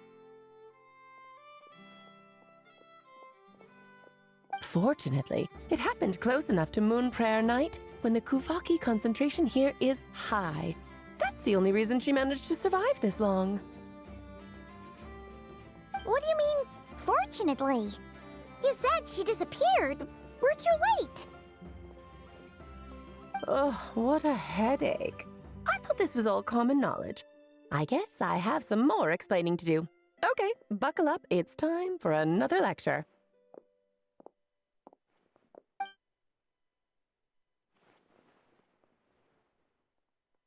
Now, I said earlier that the moon goddesses lost the foundation for their existence.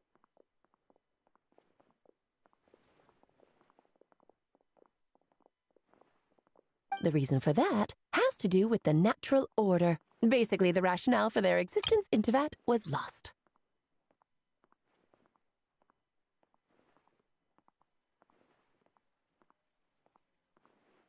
The same logic applies to the present moon goddess, too.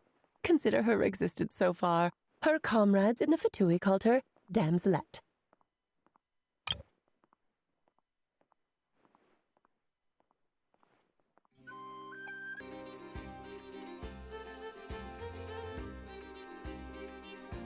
And she was worshipped as Kutar by the Frost Moon Scions. But these connections have now been severed, whether by her hand or yours. So, the rationale that once sustained her existence is now gone. Wait, we did that to her? Oh, well, strictly speaking, yes. But let's not start pointing fingers, shall we? I'll only end up as the big bad villain, and that's not the kind of final boss I want to be.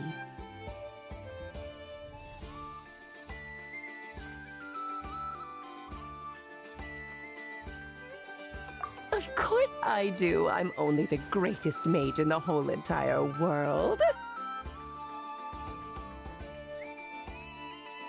Now, if you wish to find your moon goddess, there are two problems we need to solve.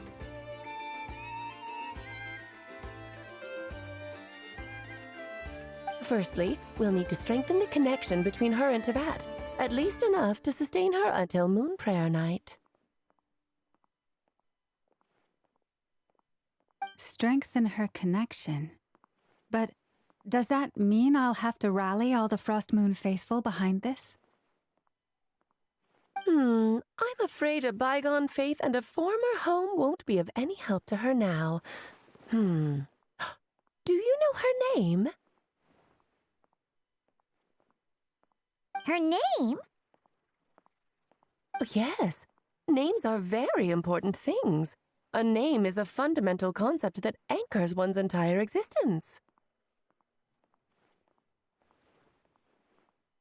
Then your first job is to find it. As a moon goddess, I'm sure she must have a name she identifies with. Neither Columbina nor Kutar is her true name, and she's never really accepted either of them. So, finding out her real name is enough to sustain her existence?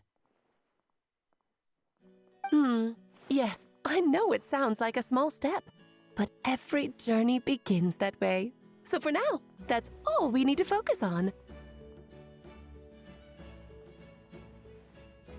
The second problem is with her plan to use the moon marrows to return to the moon. Unfortunately, piercing through the false sky will take an enormous amount of power. Given her current condition, she won't be able to provide anywhere near enough power, even if she recovers her physical form. But no need to fret. Nicole's the expert in this field, and I'm sure she'll figure something out. Wait, Mage N is going to help us out too? That means we've got 2 Hexacircle mages on the case. This is turning into a pretty big deal. Actually, this is more of a side quest for me. Like you said, I'm a busy lady, so I can't stay for too long. I'll have to return to Tibet's border soon.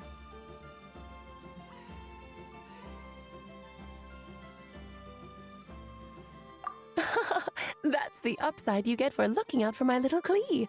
Hopefully that will incentivize you to carry on keeping her company in the future.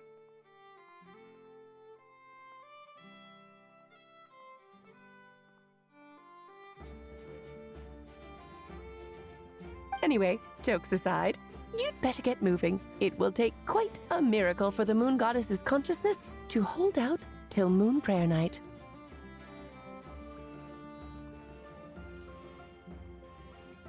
Oh, I suppose I might as well tell you where Nicole is before I leave.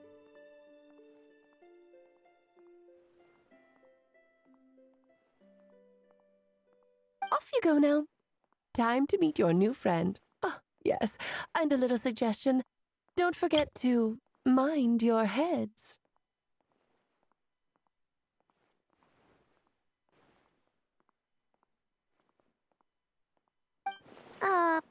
What? I wonder how Durin's doing. I should really go see him before I head back. You really are super busy. I most certainly am. There's so many children I have to keep tabs on just in Mondstadt. Durin, Albedo, Venti, Varka.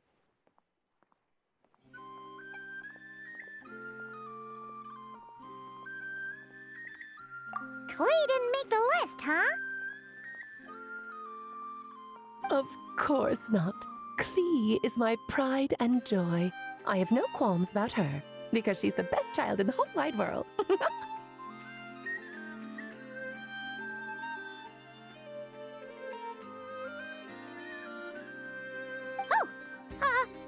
Yep. Klee's a little angel. I'm glad you agree. Well, all the best. See you when I see you.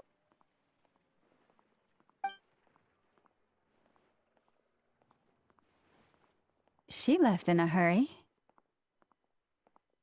Yeah, she didn't pack up her stall. Should we handle it for her? I must say, I'm now very curious about her daughter. Klee, wasn't it? What's she like?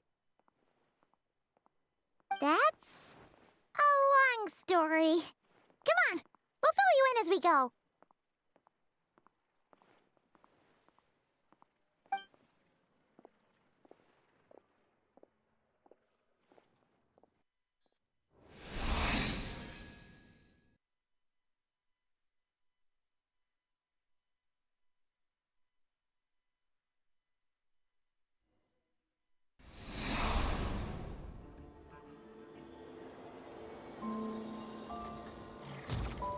What a lively place.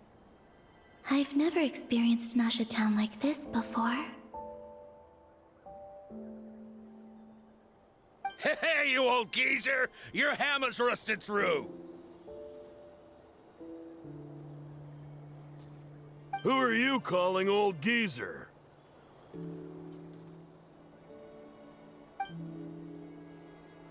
Are they quarreling? I'm looking right at him.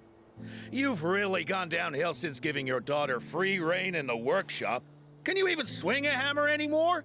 It shouldn't take you days just to fix a single chair.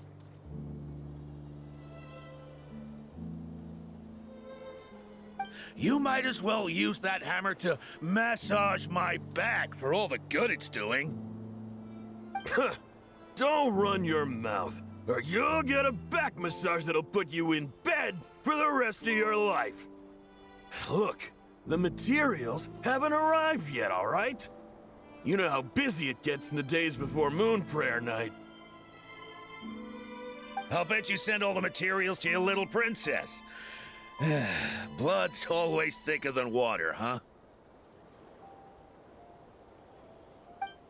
All right, you've made your point, Uncle Koski. As soon as the materials arrive, fixing your chair will be the #1 priority.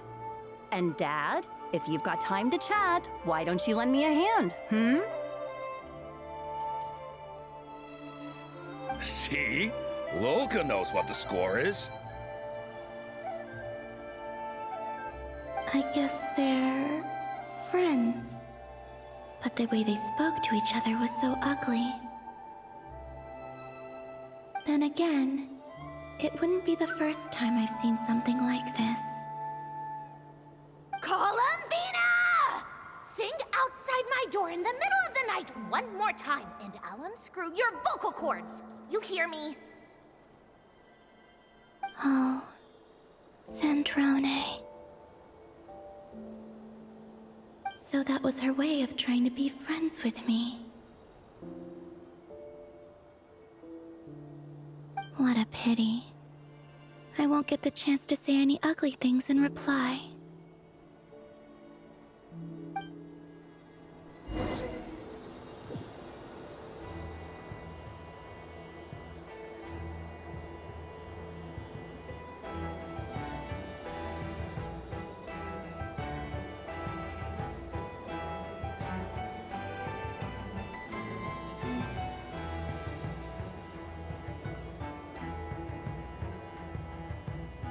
Hey, have you decided what to give her for Moon Prayer Night? I sure have.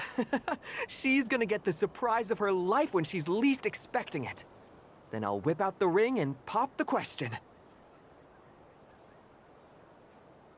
The surprise of her life. What a fun turn of phrase.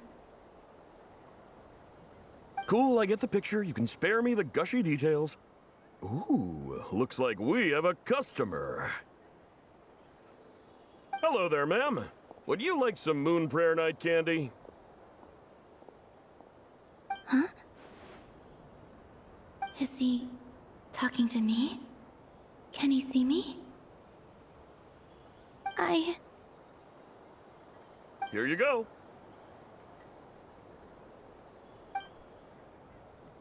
Oh.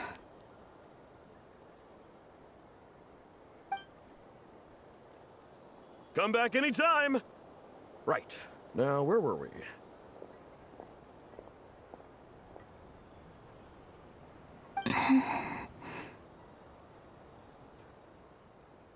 I don't know why, but I still held out hope.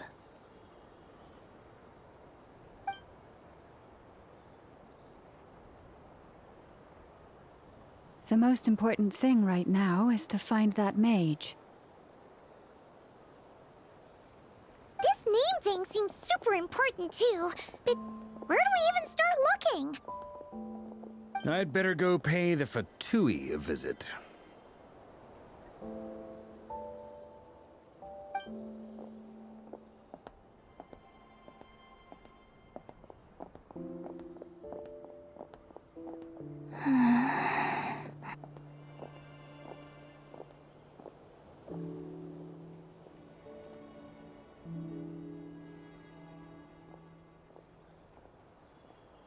Columbina?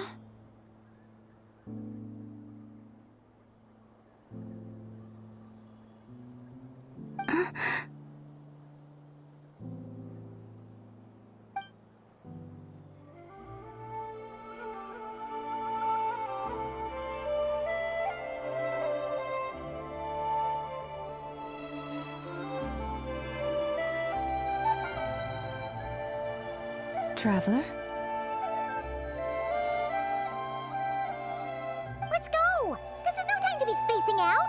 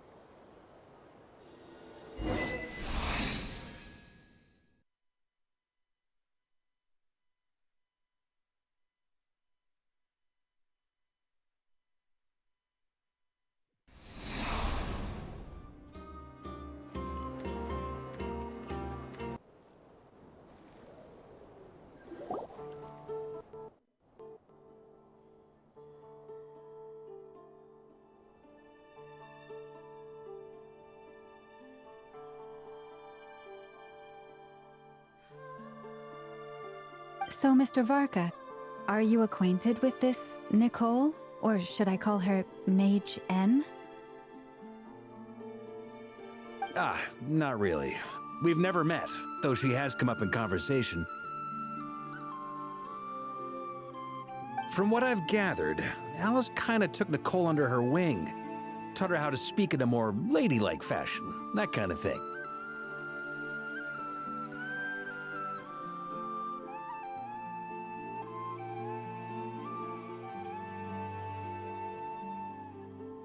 Huh.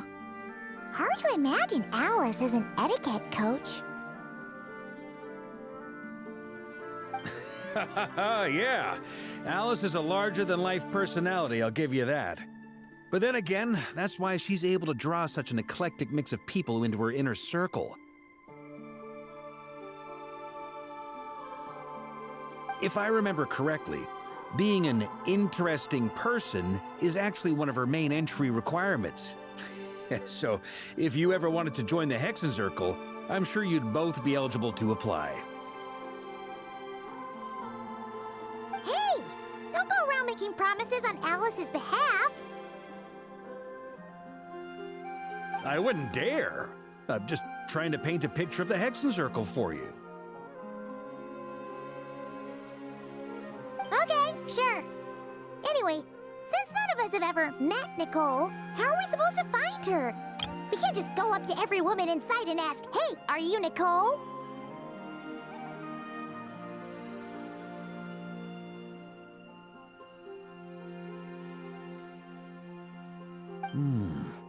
Maybe something she's wearing will give it away? Like a wind bloom pinned to her chest or something. Wait a minute. Alice never said Nicole was from Mondstadt. Oh, true.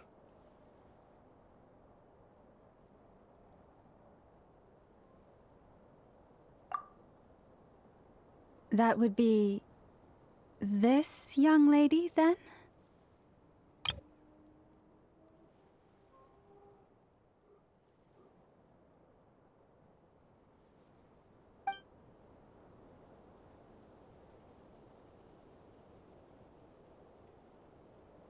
Hey there! Sorry to disturb you, but are you Miss Nicole? Varka, Knight of Boreas of the Knights of Favonius. Alice might have mentioned me before. Mm-mm.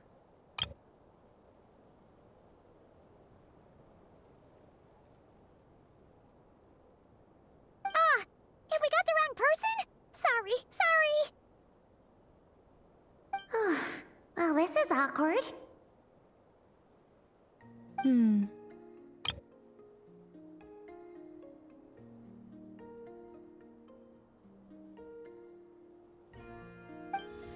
When I shook my head, I meant, no, Alice hasn't mentioned you before. Huh? Where is this voice coming from? My apologies.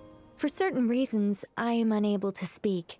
This is the only way I can communicate with you. It might take some getting used to, but I hope you can understand. Hey, it's fine. I'm more shocked by the fact that Alice never speaks about me. I mean, As for you two, we have crossed paths twice before, but it is nonetheless a pleasure to finally meet you. It's really you! Thanks for all your guidance in the past! You're quite welcome. This time, things are different. We have reached the unwritten pages of the story. You might say that we stand at the crossroads of fate.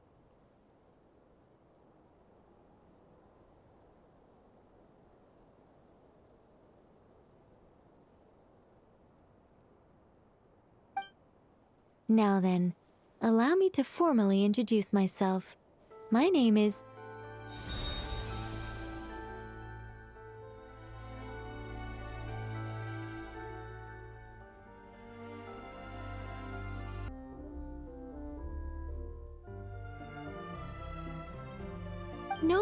No, stop!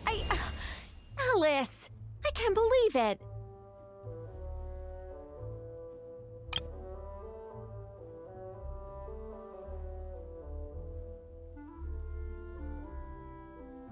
I had a whole speech prepared. I'd agonized over every single word.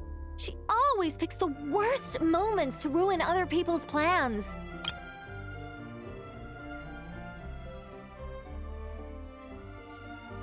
I'm so sorry about that. Alice took the liberty of devising some bespoke self-introduction magic for each member of the Hexen Circle.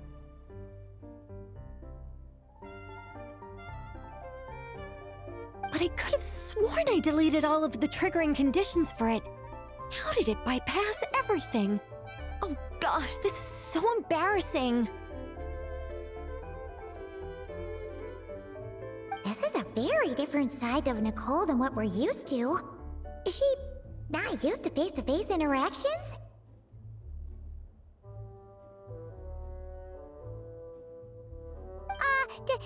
Don't worry about it.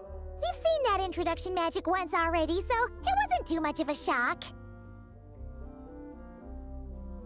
Please go on, Miss Nicole. We'd love to hear what you have to say, or, well, communicate. Huh? Are they talking to this lady? But... Will you all promise to forget that horrendously embarrassing introduction?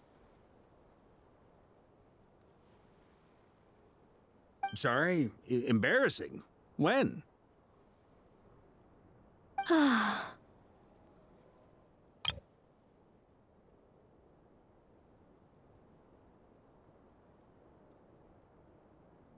Yes, my name is Nicole, and I am one of a very few angels who have retained both their preferred form and their power.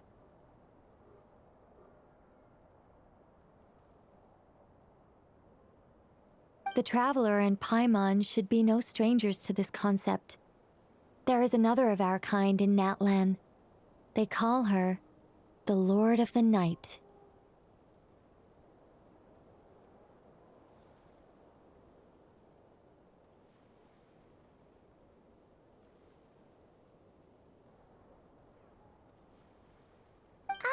Right! Paimon remembers her! Yes. Well, I have retained more of my power than she. It's because I don't have a long-term duty to fulfill. To be more specific... no. We'll be here all day if I get into the specifics. Moving on. If I'm not mistaken, you are here because you wish to learn how one might reach the moon beyond the sky.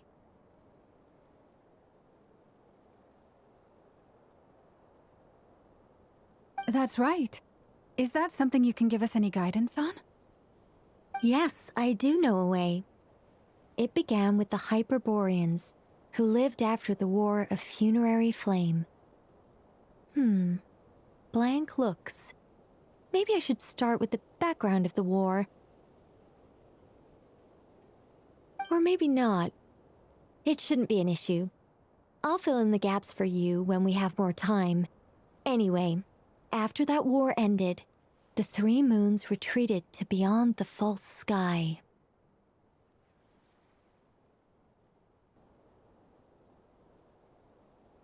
The Hyperboreans were humans I once aided. They accepted the civilization and creations bestowed upon them by the angels.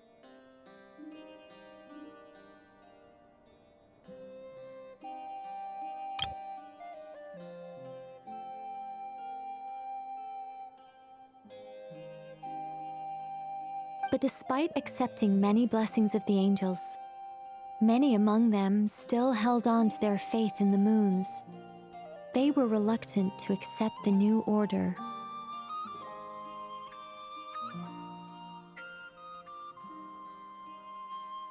Even after the War of Funerary Flame, they sought to contact the moon goddesses beyond the sky and receive their guidance.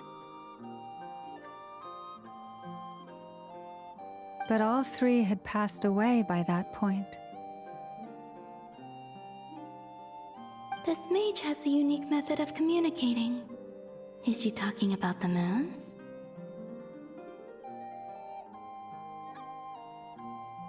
Yes, but they did not know. And so, still they prayed for the moon goddess's mercy.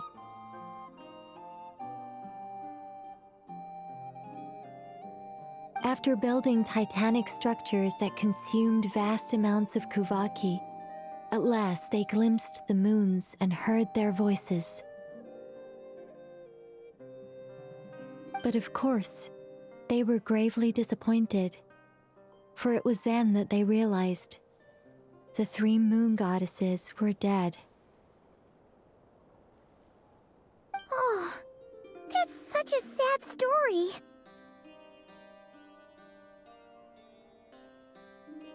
It is. Humanity was in a very sorry state at that time. The angels who had once aided them were gone, and the War of Funerary Flames had left them homeless and destitute. Just a second, I gotta ask. How relevant is all this history to the task at hand? Well, I mean, it's... Okay, it seems we've drifted into irrelevant narrative waters.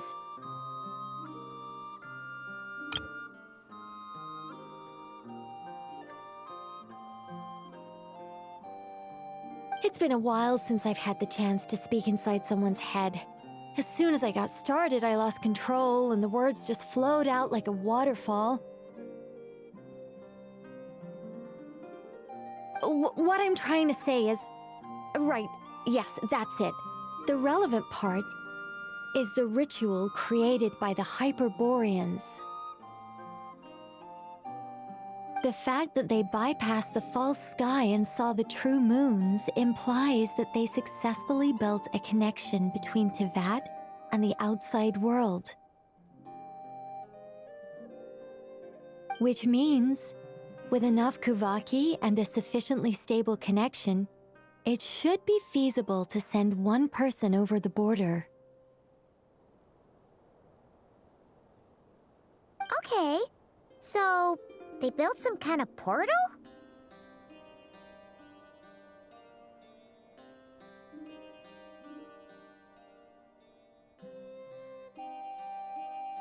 Oh, yes. A portal. Yes. Is something wrong? You sound disappointed. I just didn't expect you to summarize it so well. It turns out I could have said all that in one word, if only I'd managed to think of it.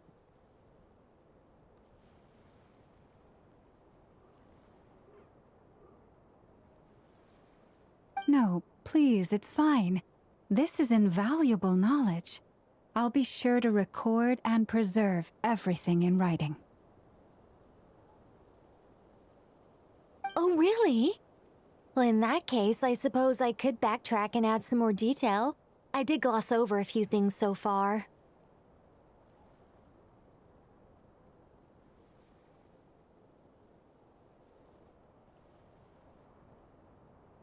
Whoa, whoa, whoa, time out. Let's summarize what we've got first. The Hyperboreans were the last ones to use this method, right?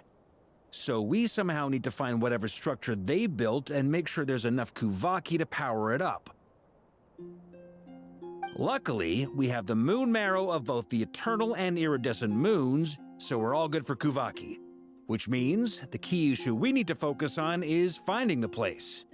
Am I right so far? Yes. Although I expect the structure is long gone by now. That said, what if we could take advantage of the phantoms to travel back to a time when it still existed? Well, travel back isn't quite accurate. It's more like we'd be creating a handshake between 2 points in space-time. We wouldn't even have to pick a time when it still existed. It could just be a time when it still appeared in phantom form via projection, or we could project our own phantoms, fold them together, and...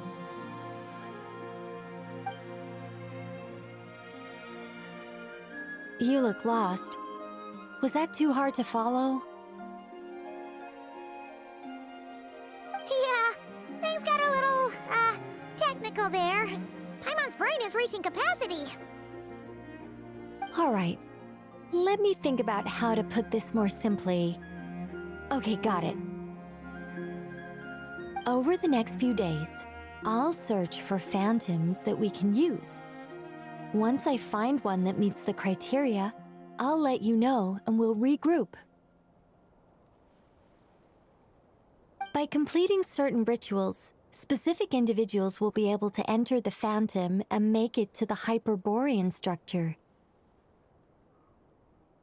If everything checks out, and it looks feasible, we'll just need to wait for Moon Prayer Night, and we can send the Moon Goddess back home.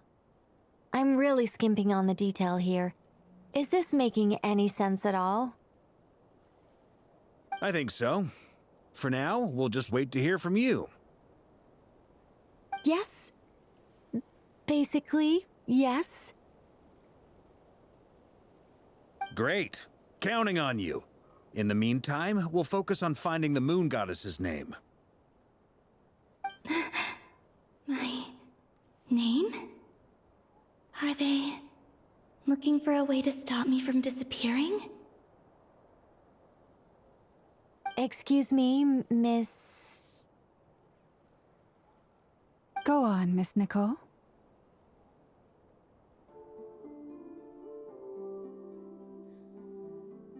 This conversation was a little all over the place. I didn't catch your name. I am Lauma, of the Frost Moon Scions. Ah, I did wonder. I noticed that you listened very intently when I spoke about Hyperborea and the moon's history.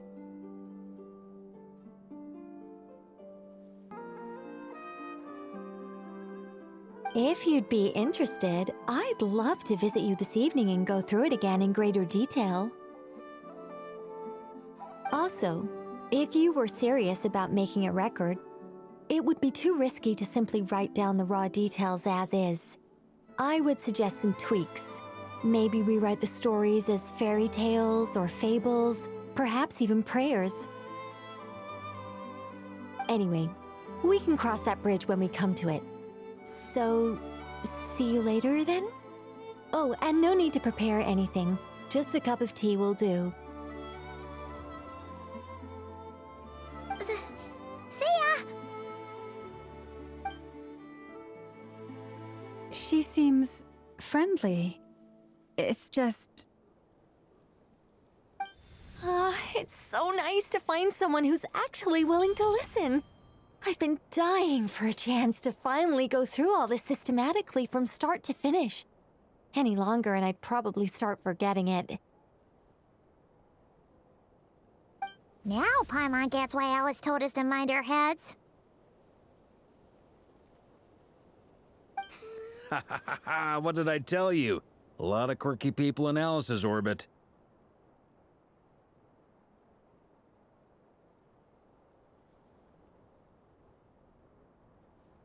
Now then, the next order of business is, where do we start looking for the moon goddess's name? Maybe the rest of what Nicole has to say might give us some clues. Once I've heard her out, I'll summarize the salient points and share them with you all. I'm also inclined to review our other documents. Yes, our faith was first established by our Hyperborean ancestors, but many of the more factually accurate records are from after Kutar's birth.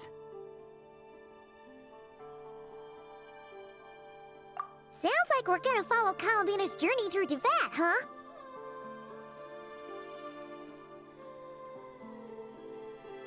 In that case, we'll start by heading to the Frostmoon Enclave. Sounds like a plan. Take this with you. I'll see about getting in touch with the Fatui. It'll probably just be Arlecchino and Sandroni again. They're the only ones who would want to help. Thank you, Mr. Varka. Don't mention it. Honestly, I'm more comfortable dealing with the Fatui than prying into the details of a young lady's childhood. Catch you later. I should follow them, just in case there's some way that I can help.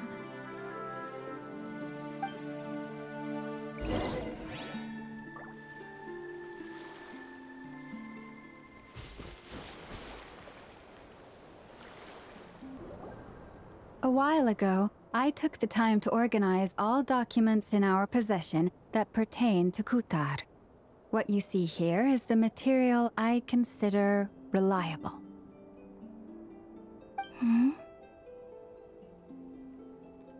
You're saying there's unreliable material too? Yes. Most of the information we have was transmitted through an oral tradition.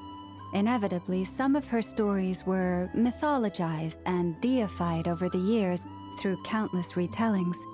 That's why I organized them into reliable and unreliable. There's no sense seeking answers in history unless we can ensure the veracity of the historical record. Makes sense. All right, let's take a look through.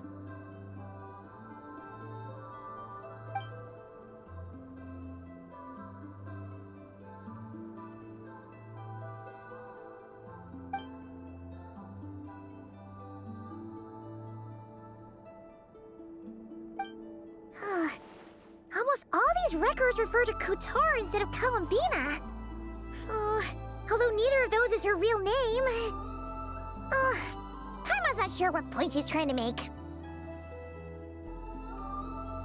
What we can gather from these records is that the Frostmoon Scions worshipped her as a god, placing impossible expectations upon her. I cannot fault them for their earnest faith, but for all their devotion, worshipping her day in, day out changed nothing. I imagine that none of it resonated with Columbina. It wouldn't surprise me if, even back then, she had already begun to reject the name Kutar and everything it represented. Lama speaks the truth. When I heard them call upon Kutar with hope and expectation in their voices, they may as well have been calling upon somebody else.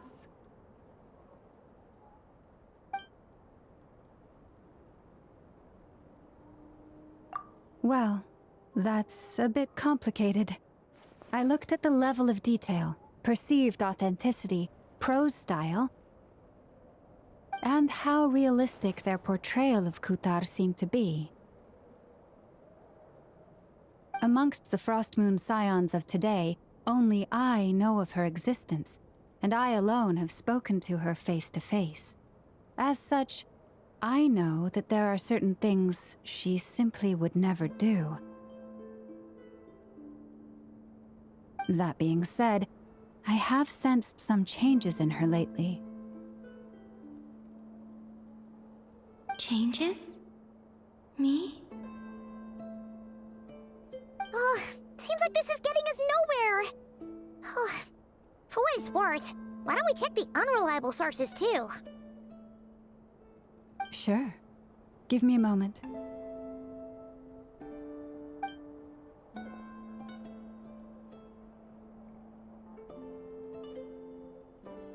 Exerting but a fraction of her divine might, Kutar sheared a great mass from the snow-capped mountain and cast it into the sea, upon whose surface shone the mirror image of the moon. Thus was formed the island of Hisi.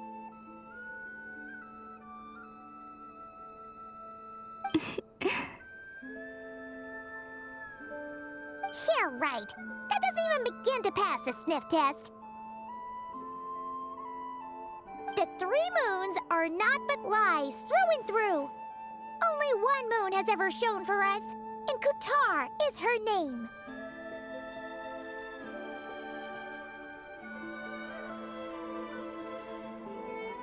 The vast majority of ancient texts are filled with fanciful tales like these. I trust you understand my criteria a little better now.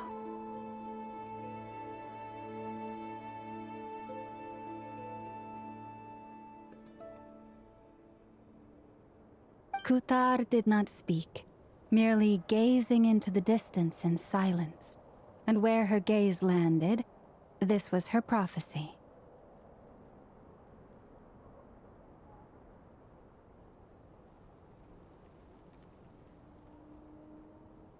Clearly, whoever wrote this text never even met Kutar. Otherwise, they'd know that her eyes are always closed.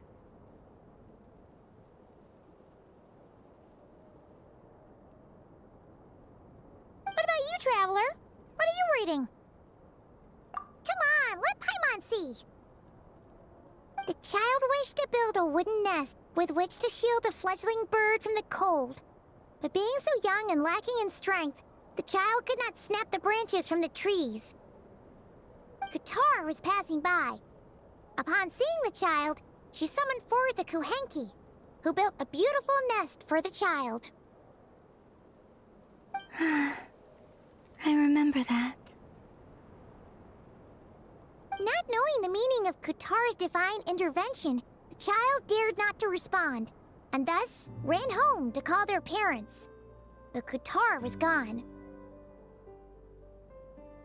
The moon chanter declared the event a miracle and took the nest as a relic, placing it on high for all to see.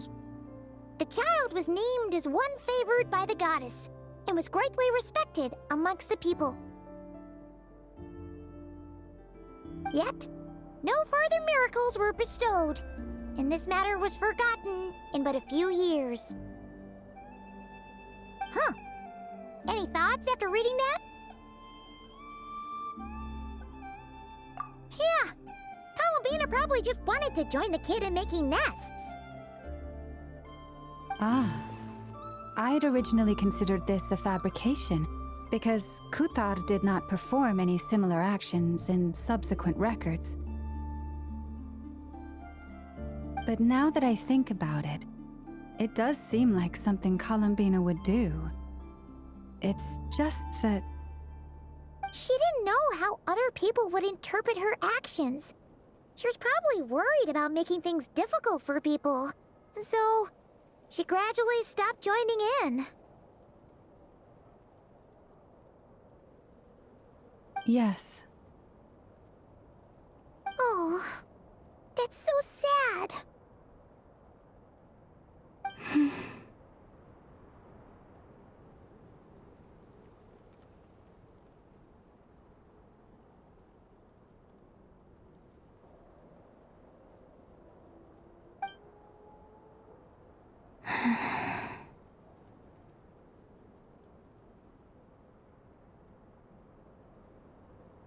And now, I can make no such gestures of warmth, even if I want to.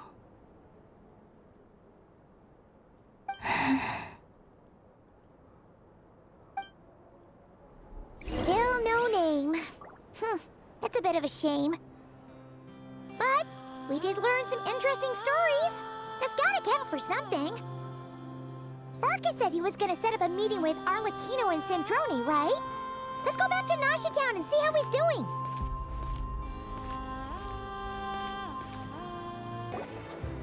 Let's see. There's Varka. Oh, and it's Durin and Albedo too. Yeah, this is pretty much the same place we bumped into each other last time.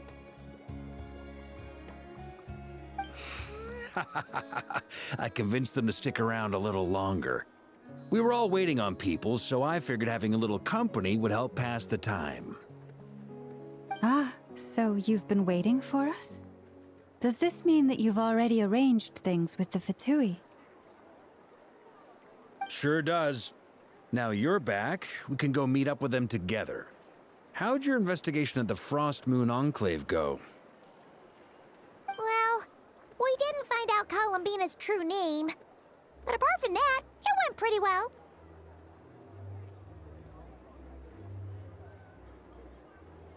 Aha, just as well that I didn't tag along then. I'm sure our moon goddess wouldn't want every man and his dog knowing all about her private life. Still, desperate times, desperate measures, I guess. Someone had to do it. So, Varka was waiting on us, but what about you two? Are you waiting for Alice? Oh, no. We already met with her. We discussed that experiment I mentioned to you last time. Oh, and she also handed me this communication device.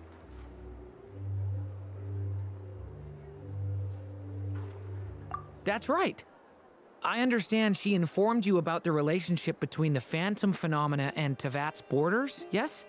She wants me to help her with some more experiments on that front. She said that she'll contact me through this device with more information. Ah, I see. Following instructions and making observations. Pretty common research method. Takes me right back to Albedo's lab. Wait, then who exactly are you meeting? Someone you know. Albedo's met him too. But I don't think Miss Lauma or the Grand Master have been introduced. Introductions are overrated, especially in cases like this. It's you! So, it's not like the academia has prohibitions against going abroad. Also, I applied for leave. I've been writing to Hat Guy since obtaining a human form. I've already brought him up to speed on everything that's been going on in Nodcry. Hat Guy?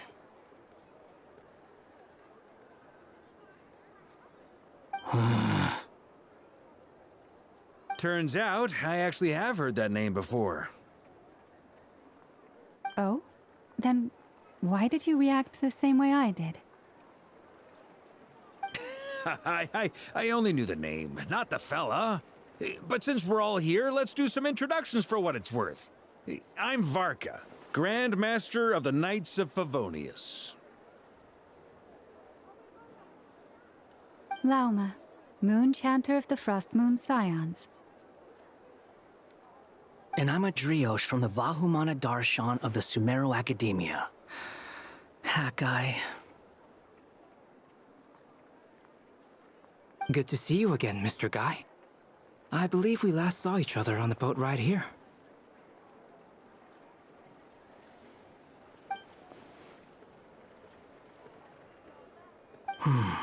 Mind you, the only reason I came here is because there's someone I want to look into.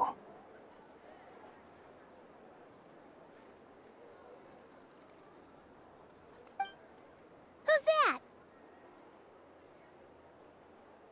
The Doctor, also known as Dottore, second of the Fatui Harbingers.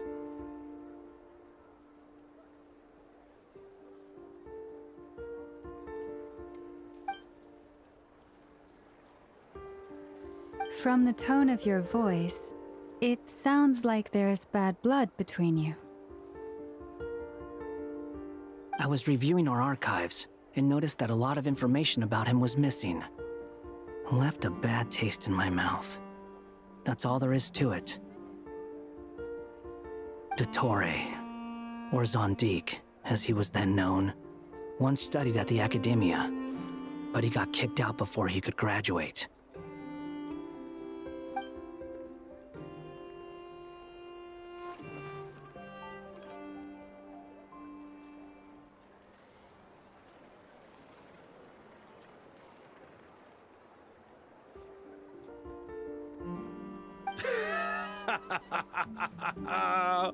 So the Harbinger's #2 man is a college dropout? How embarrassing for them.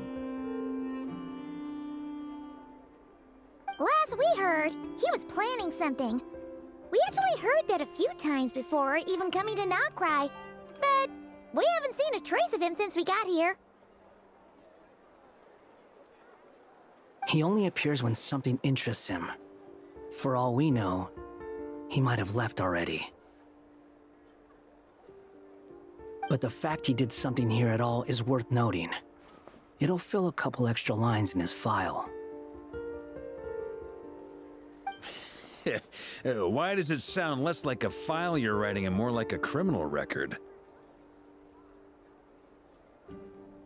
Anyway, we were just about to meet 2 of the other Harbingers. Want to come along? You might learn a thing or two about him there. Sure. Even though they're Harbingers, well, they're old acquaintances of ours, so, you know, when you talk to them, try to be... I got it.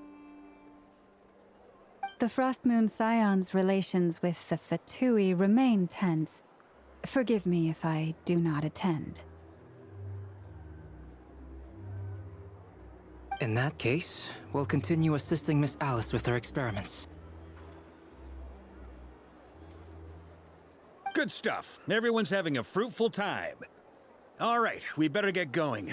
I'll lead the way.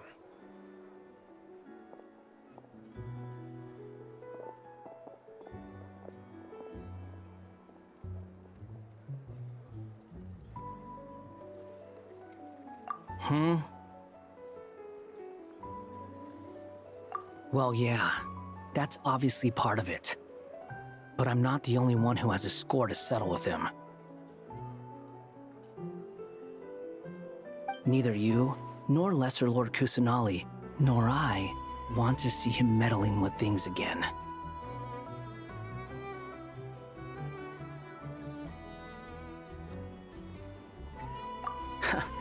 What's the hurry?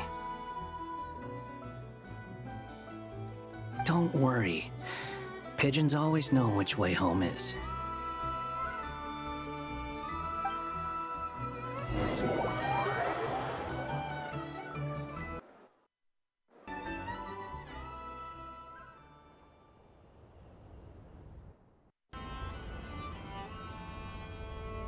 You made it. Who is this? A scholar from Sumeru. They call him Hat Guy. He's an old friend of the Travelers.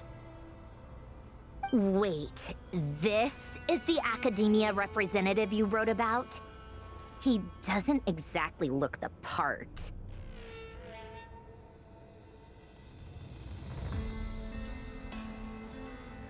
I believe this will prove my identity. You'll notice it bears the seal of the Sanctuary of Surasthana. Well, what do you know? So it does. All right then. My mistake.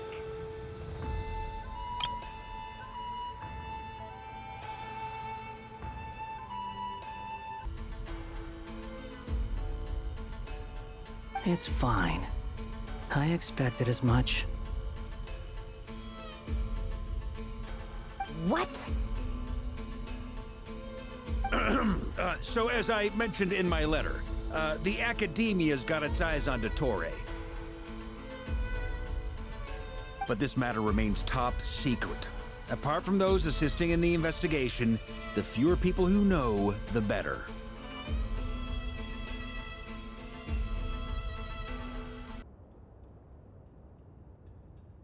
If anyone asks, I'm here in Nodcry to pursue my personal academic interests.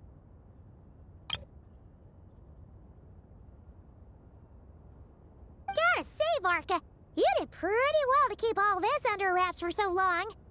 Sounds like you got in touch with the academia about this way back. you flatter me.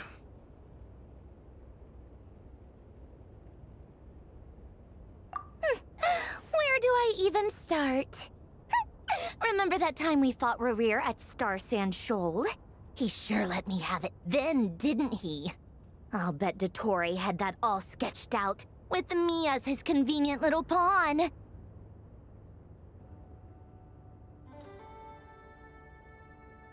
He could not care less about us if he tried, but hey! The feeling's mutual.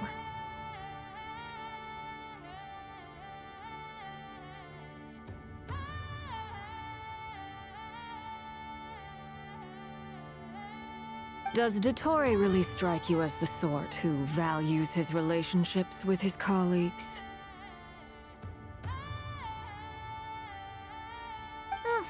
Fair point. Definitely not. Which is why I always keep my guard up whenever he starts making suspicious moves. To that extent, our motivations align. On top of which, I consider you trustworthy people.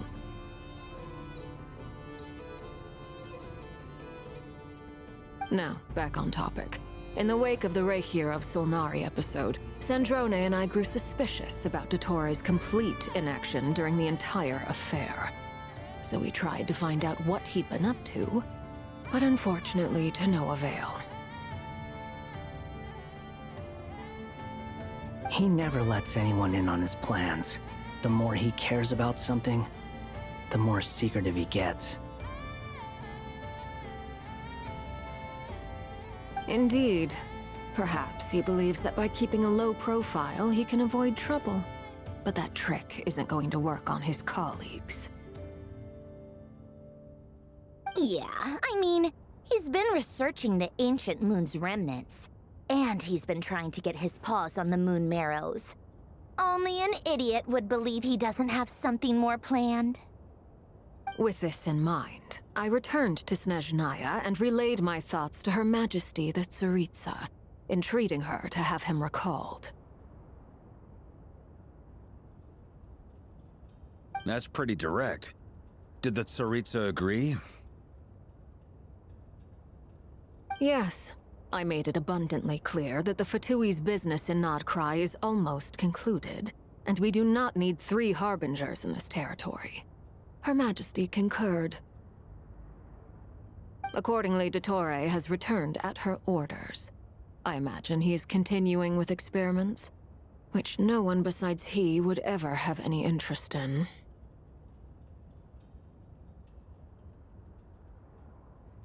Common sense might mean nothing to him, but he's not stupid.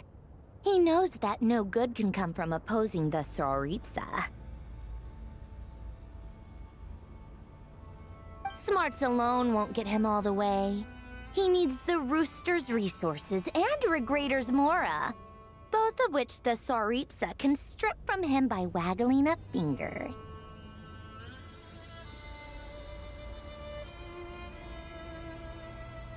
But doesn't he have a track record of publicly following orders while going against them in private? He probably has it down to a fine art by now. Wouldn't put it past him. We worked together on a research project once. Only briefly, but it was enough to show me that we're fundamentally different people. He has no interest in doing things methodically, stage by stage. His thoughts jump all over the place, and the moment his curiosity is satisfied, or he gets the results he wants, he disappears.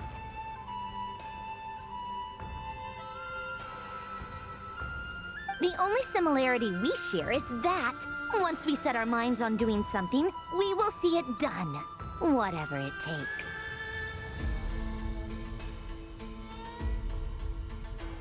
Oh, we definitely saw some of that in your battle with Rerir. You got so competitive.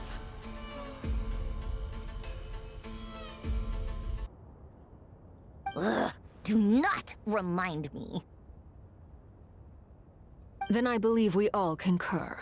Dottore will not simply give up. Fantastic. Now this is turning into a whole day of unpleasant memories. Ugh. Are you talking about the moon marrow stuff?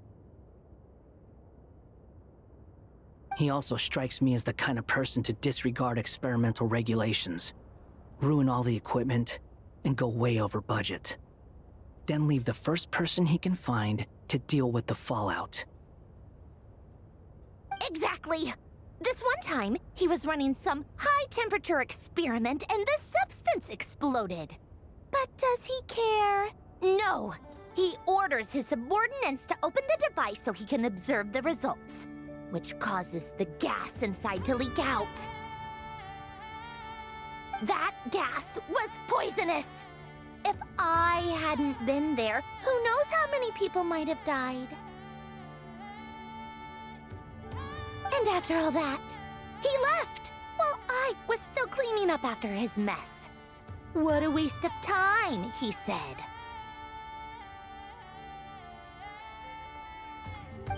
Waste of time?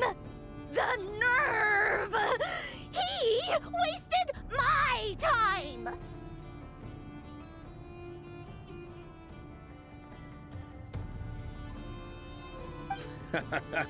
You've been bottling that up for a while, huh?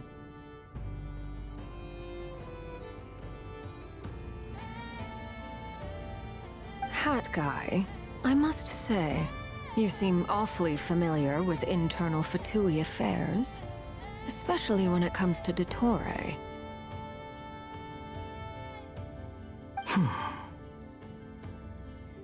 Thank you, Lady Harbingers, for providing such valuable information.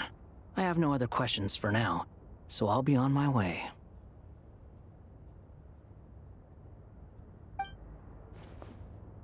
Wait, what? You're just gonna leave? You're welcome to join if you want. Ugh. Just when Paimon thought he'd finally mellowed out. He makes quite the impression. I'll say. I've met tons of headstrong people, but not many of them would join me in bad-mouthing Dottore. Anyway, back to the main agenda. Barca, you said that Columbina has gone missing? Or rather, disappeared. Yeah. We're working on building a connection between her and this world. The simplest method is to find out her real name. I've actually asked her that question before, but she said she didn't know. Considering our relationship, I doubt she was lying to me. As far as I recall, she was never dispatched by Her Majesty to claim a gnosis or anything like that. The Tsaritsa's plans had long contained a place specifically for her. I always thought that was weird. What could she do that the rest of us couldn't? Knowing what we do now, it's probably something related to Kavaki, right? More than likely. When she first arrived, Columbina would often go to Her Majesty and ask when she could start the task assigned to her. But Her Majesty always gave the same reply. The time has not yet come. So she spent her days in Snezhnaya doing basically nothing. The Tsaritsa has summoned a beautiful blind maiden to be a harbinger, giving her the third seat by virtue only of her enchanting voice.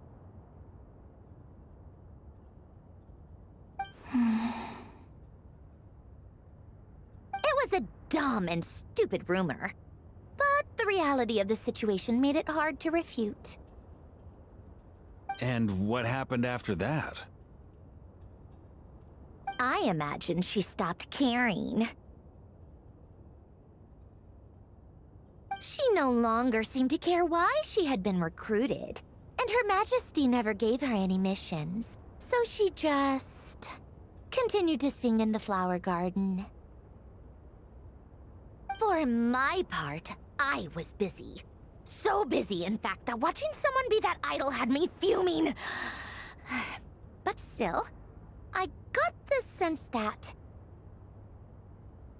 she had long been used to a life of other people claiming she was needed when she wasn't. I just felt that having a place to stay would cost me something eventually. And so I waited quietly for the day that I would have to pay the price. And on the other end of that spectrum, you had me.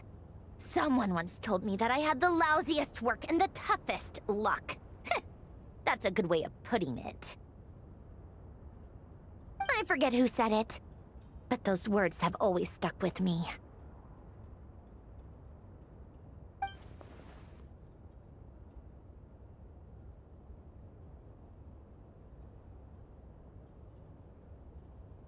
But you've done your job exceptionally well all this time. Because at heart, you are a conscientious person.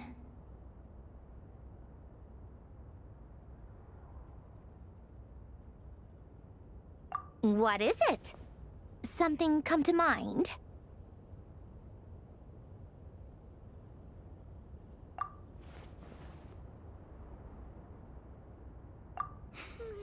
That makes sense. Nothing screams you are needed like your name shouted from across the town. Well, good luck with it. But if you ask me, Colambina is still the most shoutable name. I'm just so used to it now. After all the arguments we've had, I can't be bothered trying to remember another name for her. Nor I. Sandrone. Harlequino.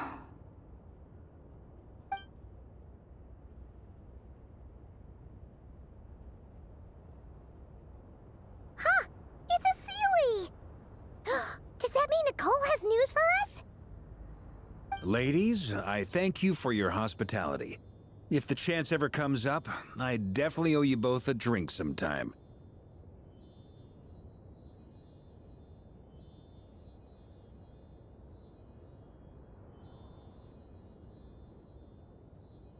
I'm sure it will. You can make your own way out.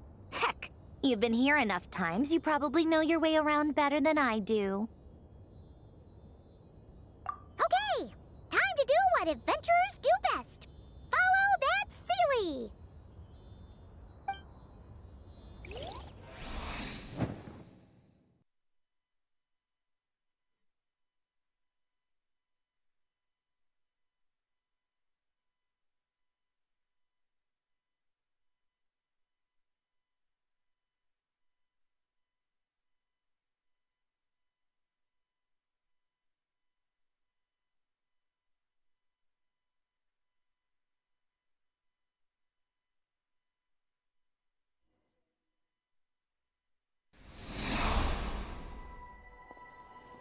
Here you are.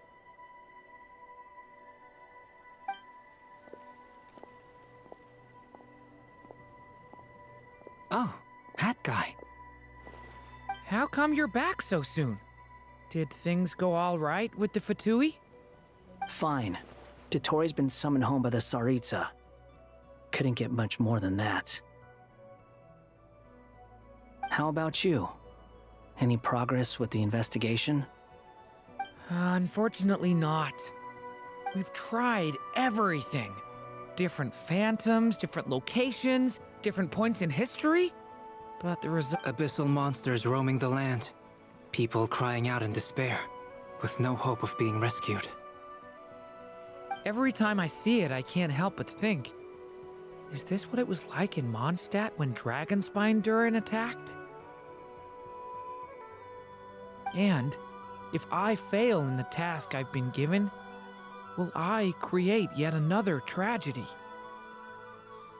That's just meaningless speculation. When we encountered similar phenomena previously, I tried to interfere with those illusions, using sounds and lights to guide them. However, we could not change their fates. At most, we were able to extend their existences. The events of the past are like fate that has been written into Irminsul. There isn't a living thing in Teyvat that can escape its past.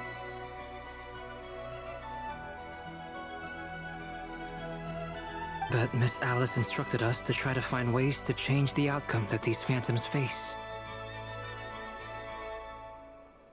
It's an impossible task. Can't you just refuse? Since she asked us to do this, I feel like it can't truly be impossible. Or if it is, well, mages can make the impossible possible. I could not have been born as Durin otherwise. But you also said that your past 39 attempts were fruitless. That's true. But you're still going.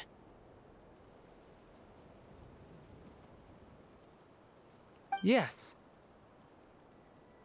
After this many futile attempts, surely you realize that you're not doing this because you still believe what some mage told you. It's because you want her hypothesis to come true. It's something you wish for deep inside. So, think for yourself about what you want to do. As long as you don't believe it's futile, it isn't.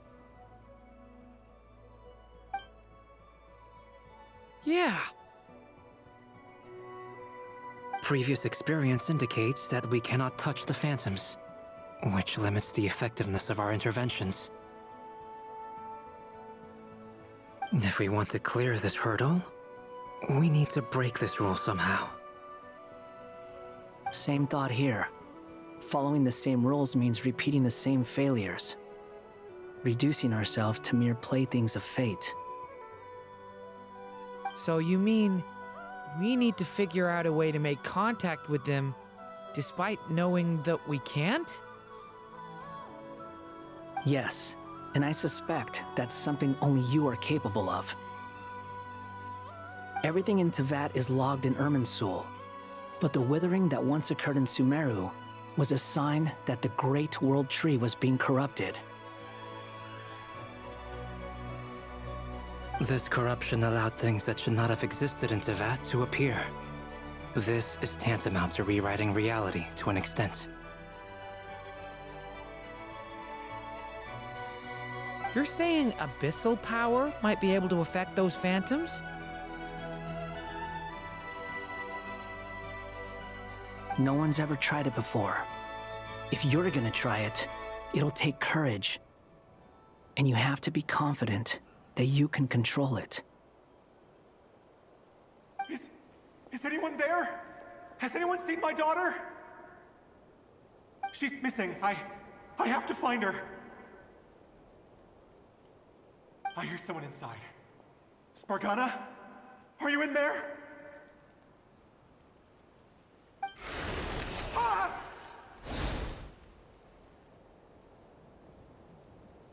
If I can use my abyssal powers to warn him that there is danger here, maybe it'll change his decision. Maybe he'll stay away.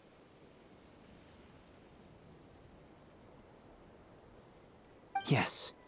The important thing is not the nature of the power, but rather how you use it. To intimidate and obstruct. Sounds about right for the Abyss. Let me try. I should be able to influence that thing.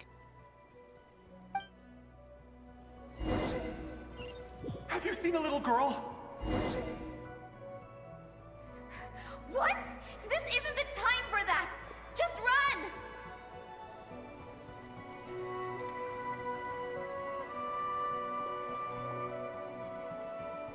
I hear someone inside.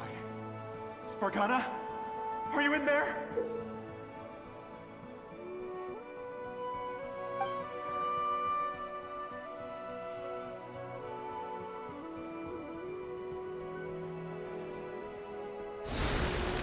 Ah!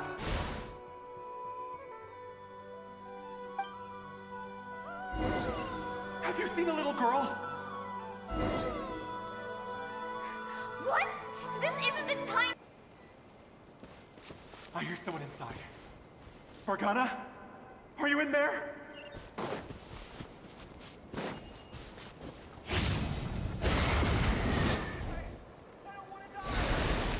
Ah!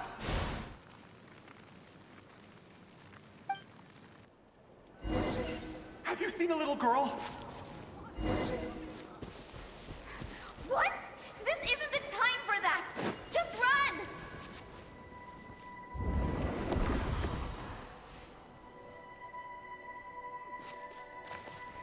I hear someone inside. Spargana? Are you in there? What is this? Looks dangerous. I should get out of here.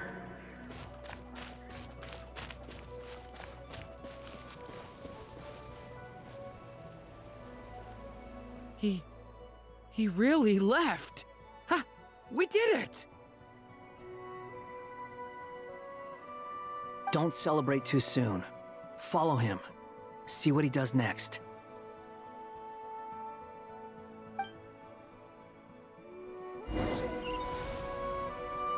Monsters approaching from the front.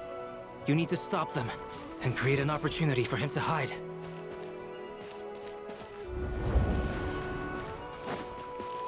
No! There's monsters ahead!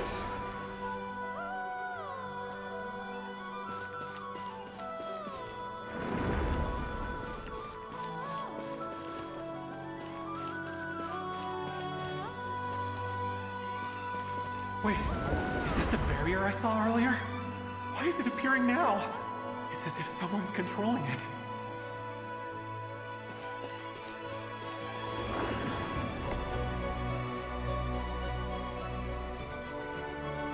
The monsters are gone. Is it safe now?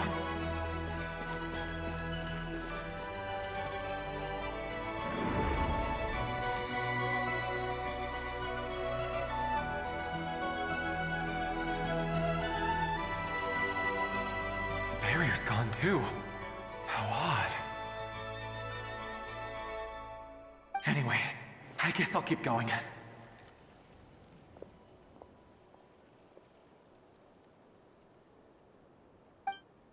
Quickly, let's keep up.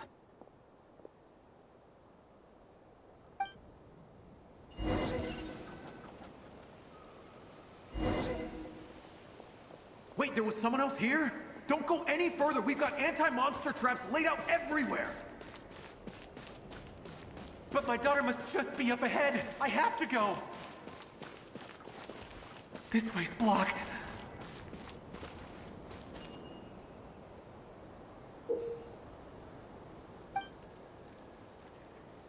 We might be able to...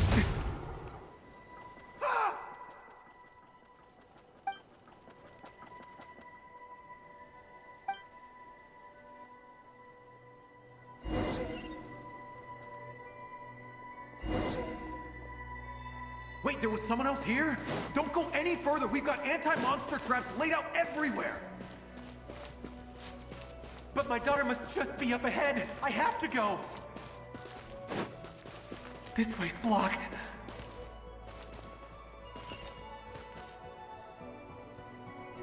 We might be able to use the explosives over there, but we need to take care not to hurt him.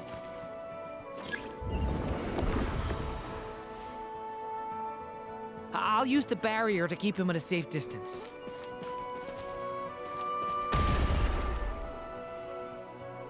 This barrier seems to be... no good.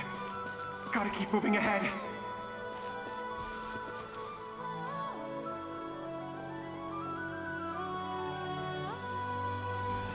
So many monsters! There's still a chance, Durin.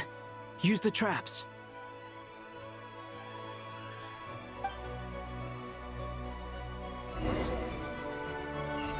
Let's go see how he's doing!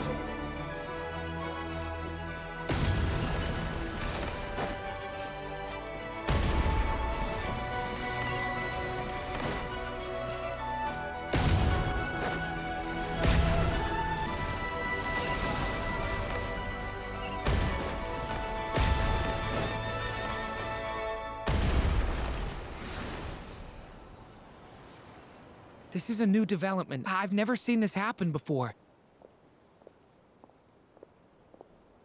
We might just be able to save this person.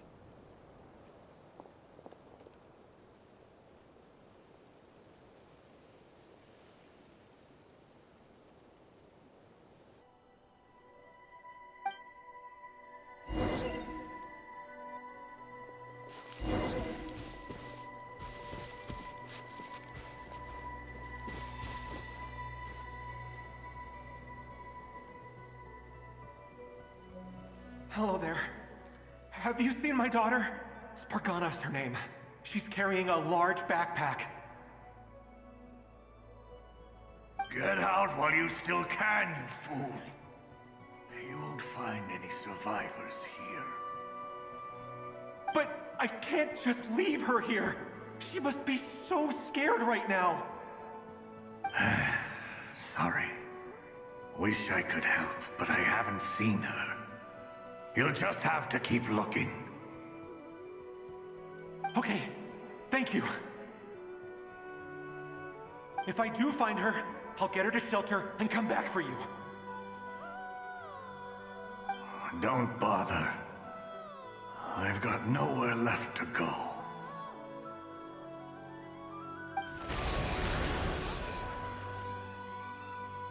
What's that noise? Monster! No, if he goes inside, he'll be walking into a trap. Let's try this once more. This time, we have to stop him.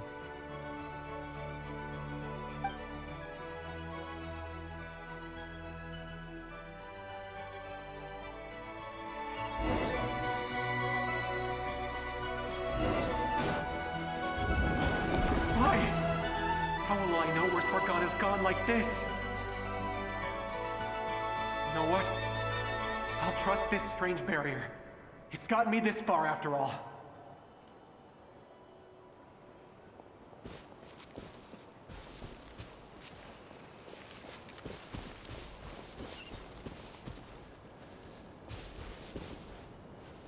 Spargana, are you there?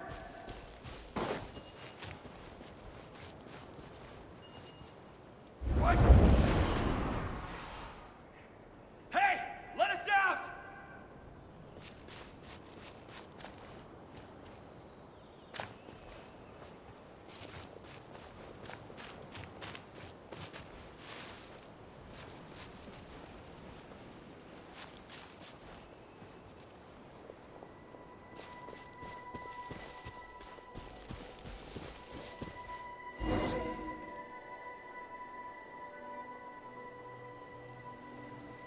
Huh? That looks like one of my daughter's books! Thank you. Thank you! Yes, it's one of hers for sure. That's her name on it right there. She left her backpack here.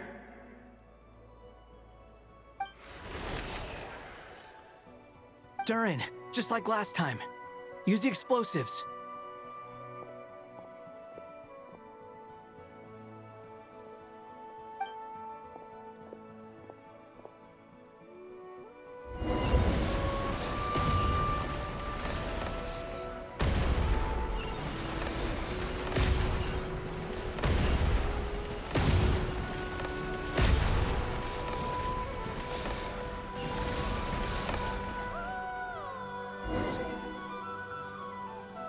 It won't work.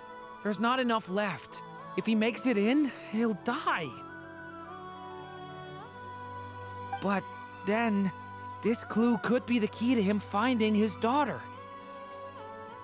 It might not be the only one. Better he misses that clue then loses his life. I guess so.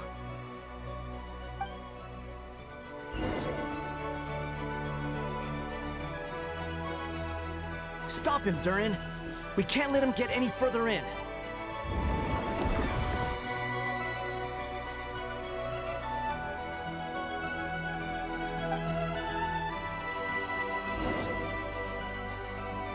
It won't work.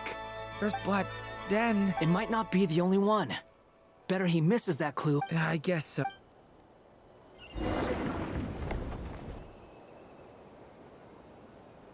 Stop him, Durin! We can't let him get any further in. That's my daughter's book! She's passed this way! Why? Why won't you let me go in?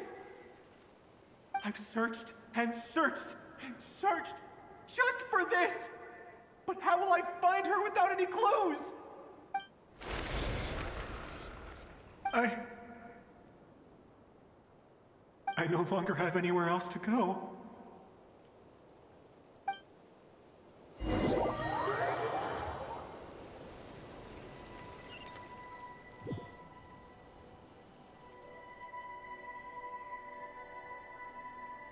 I'm sorry. I'm so sorry. He refuses to go anywhere else. Whether he opens this door or not, all that awaits him now is death. We couldn't change his fate.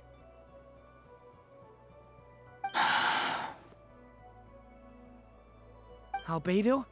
Hat guy? Let's try one more time. I don't know how we're gonna do this, but I don't want to give up either.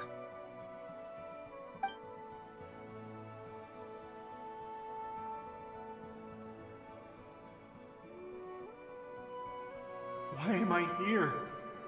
What's going on? All these scenes running through my head. Where are they from? Huh? What's going on?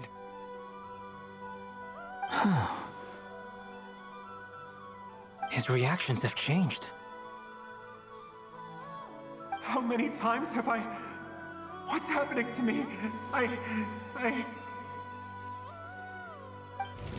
Huh? Wait, who are you? You can see us now?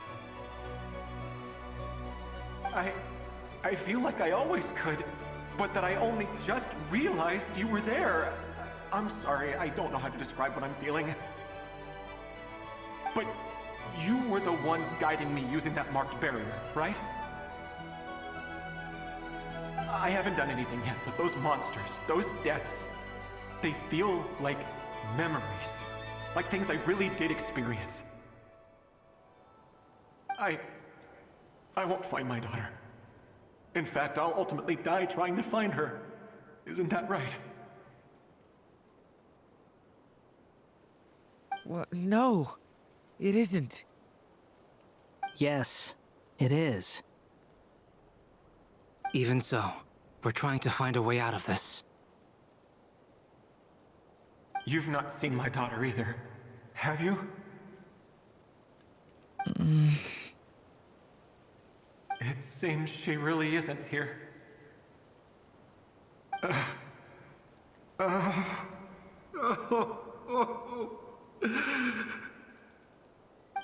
I'm sorry we couldn't help you.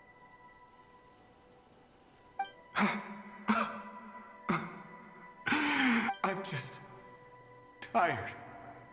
Maybe this is destiny. Maybe it doesn't matter how hard I search. How long do I have left?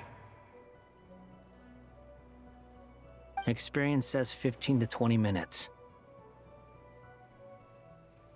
15 to 20.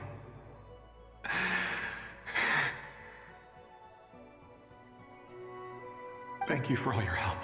Let's rest a while. You look exhausted too. Now's not the time for you to start pitying us.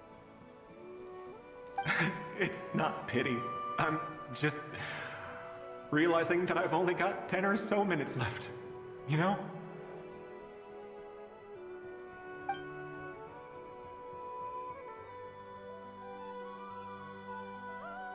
You say you're from Mondstadt, yes? A place with windmills, where people enjoy limitless freedom? And you're from Sumeru, where they've built an academy into a giant tree? Yes. It seems you've never heard of either place. Those names are unknown to me, I'm afraid, yes. Have you heard of Hyperborea? I have, but I heard that it was destroyed in the distant past.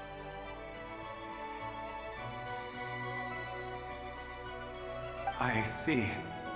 That was where my ancestors once lived. What about Delphi Pytho? Was it later rebuilt? I've never heard that name. Then what about Salvindagnir?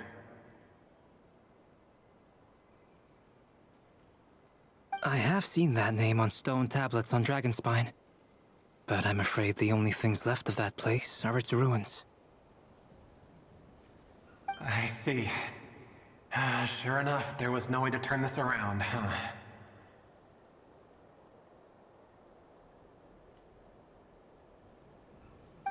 I'm sorry. I was the one who asked to chat, but it seems like we're too many ages apart. There's barely any common ground to start from. It's all right. We did hear something new, at least. From how you speak of your lives, things must be going all right for you, I guess. They are.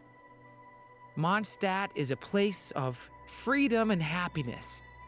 There's a lot of good people in the church and the Knights of Favonius, and even outsiders find that it's an easy place to feel at home.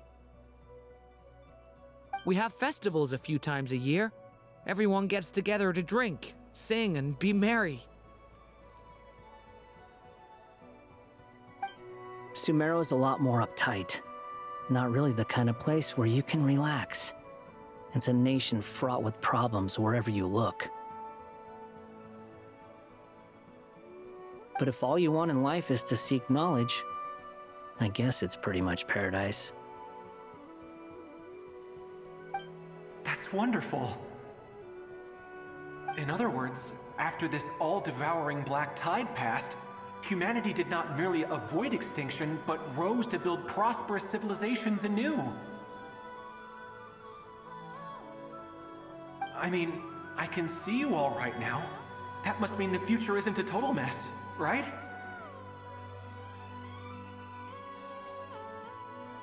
That's true. Well, time's almost up. Let's part ways, I think. Might be best if you don't waste too much time on me. The chances are slim, I know, but I'd like to spend these last few minutes looking for Spargana. If things work out, I'd love to tell her about what I've heard. May we meet again. Well, or not, most probably. In that case, may your wishes come true.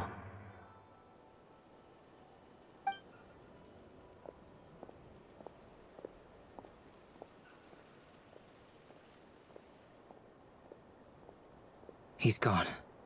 In a few minutes, he will meet the end that was his to begin with. The ending of this tale did not change, but I believe that we've just made the most progress we have yet. May your wishes come true. If only it were so simple.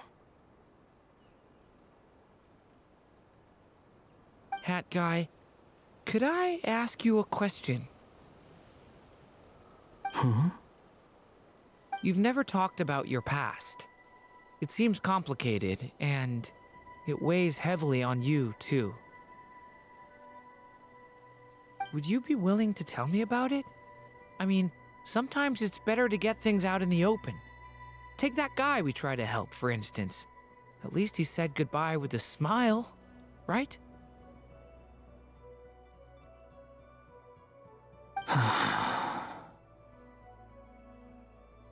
I know about Albedo's past. Our experiences are very similar, and he created me. As for you, you're my first friend, and you've witnessed every step I've taken. But by comparison, I know nothing about you. Either way, I mean, we're still best friends. But if I knew more about you, I might understand your thoughts a bit better. I've told you about myself. I'm a student at the academia. And what did you do before that? Prepared for the entrance exam? All right. If you really don't want to talk about it, I won't press you any further.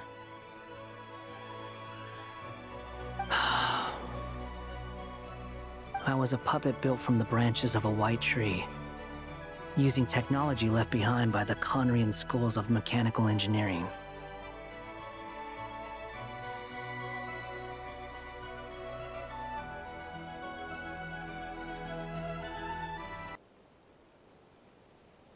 A white tree?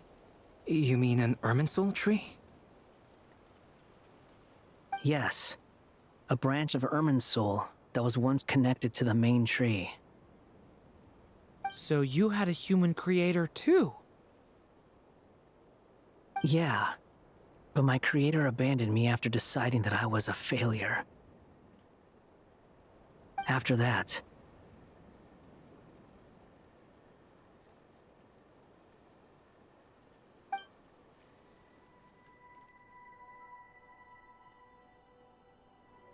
Durin, resisting the influence of the Abyss, suppressing the urge to destroy, trying to do the right thing. None of these things are easy.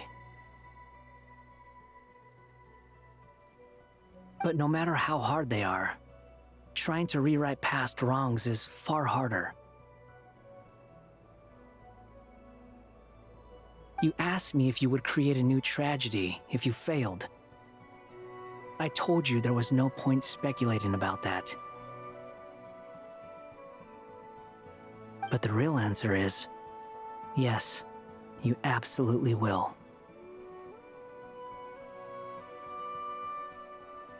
That guy. But at least you've got people here to help steer you away from the wrong path. So, just keep aiming towards the light. I will. I promise. All right, break time's over.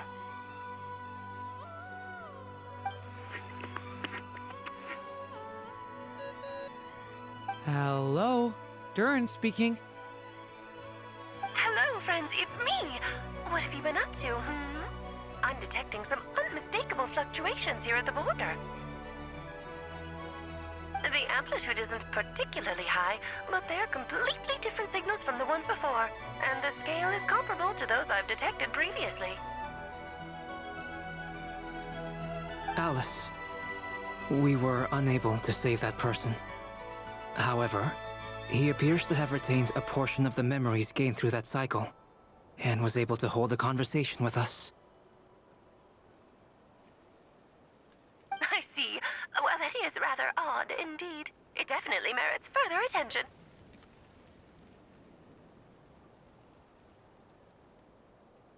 Could I trouble you to keep trying the same approach? I need to gather some more data. Counting on you.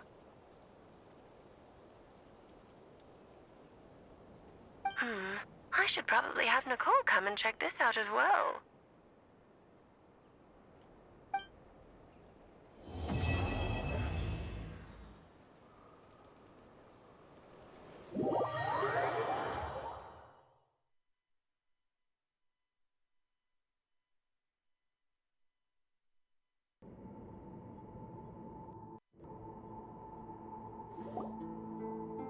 There you are. I was worried you might stop to collect treasure chests opened by the Seelie along the way. It would have taken you so much longer to get here.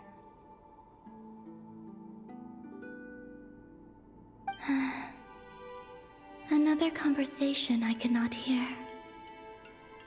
I am delighted to see that you understand what takes priority, and that your adventurer's instinct has not swayed your resolve.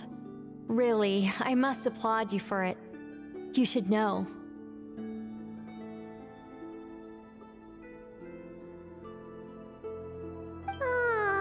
Paimon's head. Okay, I'll try and keep it short. My senses are telling me that this is where we shall find the entrance to the ruins.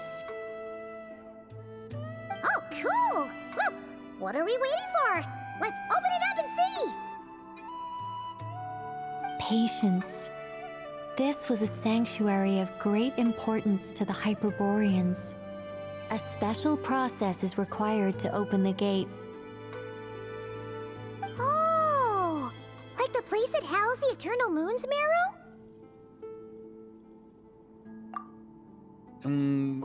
Okay, so what's the plan? Need us to do anything? And just the short version, if you can. Ah. All right then. I was planning to start with some background on the invention of these techniques. Are you sure you don't want to hear it? It's quite informative.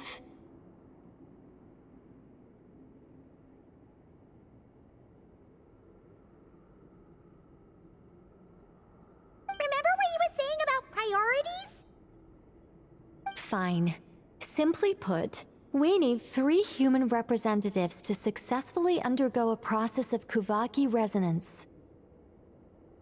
Think of it as a test from the 3 moon goddesses to see if the entrants are qualified, with the most recognizable qualification being Kuvaki. Pretty sure Lauma would ace that test. Oh, wait. But we need 3 people. I also have no doubt that the Moon Chanter would be qualified, but we would need 2 other people with the same constitution. Therefore, the most feasible method is not so much to follow the rules, but to figure out how the test functions and find a workaround. I've done some research, and it turns out the mechanism is rather crude. We'll simply need humans to stand before it who have sufficient Kuvaki energy within them. I'm with you so far. How do we get the Kuvaki in them? The easiest way would be transfusion. Take some Kuvaki from Nodkrai's soil, put it into the bloodstream, and get it circulating in the body.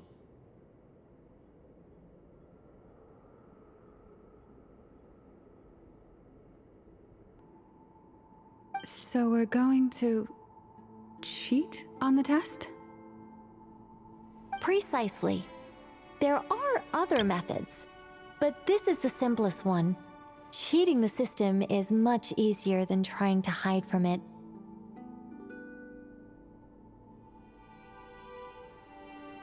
Huh? Ah! Sorry? Does the idea of cheating upset you, Miss Lauma? No, that's not it. I suddenly had an idea. Oh, what is it? It's about Moon Prayer Night. I figured out a way for Kutar to join in the festivities.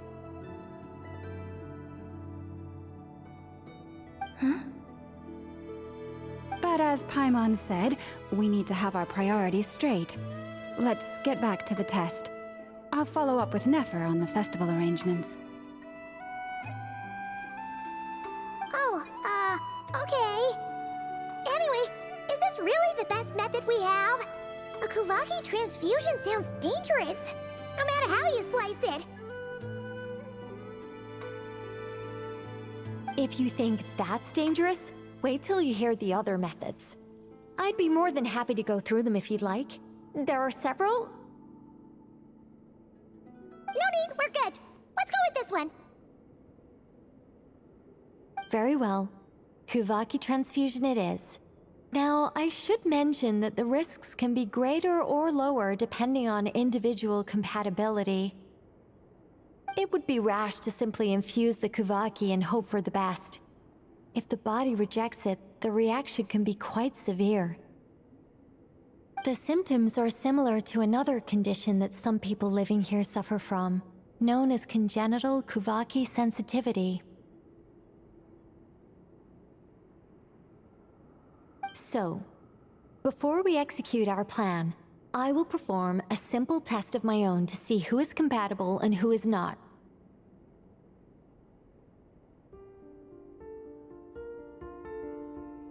Once that is done, we will have to complete the resonance process as rapidly as possible. The participants must remain stationary while the Kuvaki circulates and bonds with them, and they mustn't eat or drink anything. What? No eating or drinking?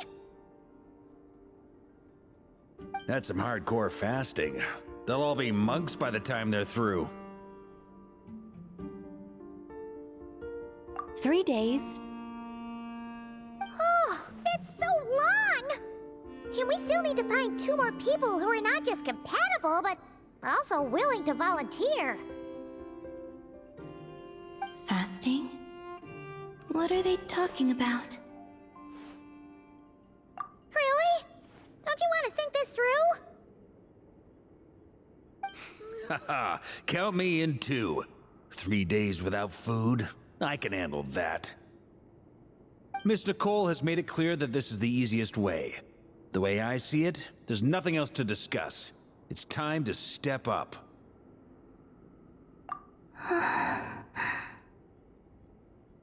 Yeah, you're right. In that case, Paimon volunteers to be Captain of Logistics. She'll keep the fires lit and grab some spare clothes to keep you comfortable. Then we'll start with you first, Traveler. Please step forward.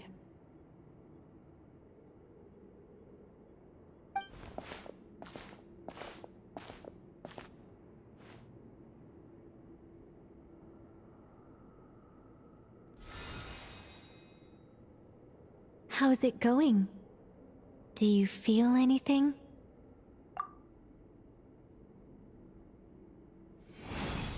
How about now?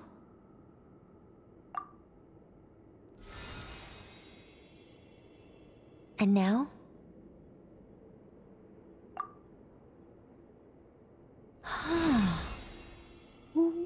What about now? You guys, it's not a competition, you know. All right, I'm officially impressed. Even as a descender, you can withstand far more than I imagined.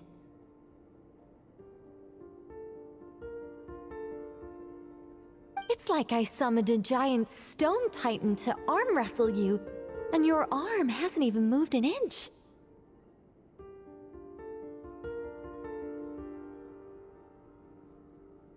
In my last attempt, I infused 5 times the amount of Kuvaki required. Yes, safe to say, compatibility won't be an issue for you.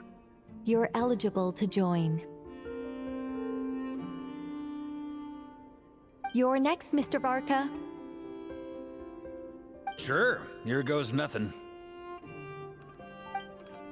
All right, I'll start where we left off. 5 times the required Kuvaki dose. Whoa, whoa, whoa, hey, wait a minute.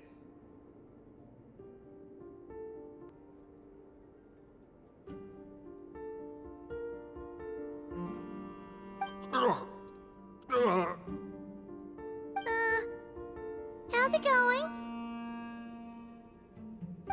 Ooh, no, not great. I kind of want to puke. Feels like I've been drinking too much. A few bottles of wine, then a big stein of Dark Horse. Some hard liquor from Liyue mixed in.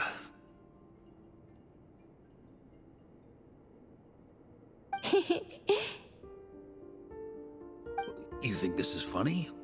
I just lost to a young lady in an arm wrestling contest. I'm never gonna live that down. My apologies. I'll lower the concentration and try again.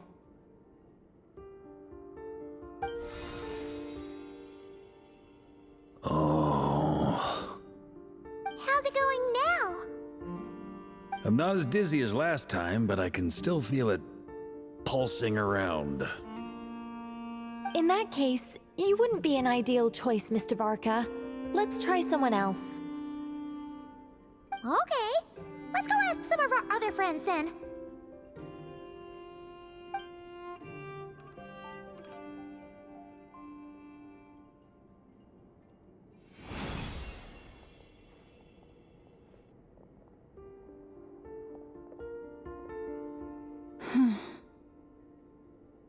No surprises here, Miss Moonchanter. You're perfectly compatible. You may join.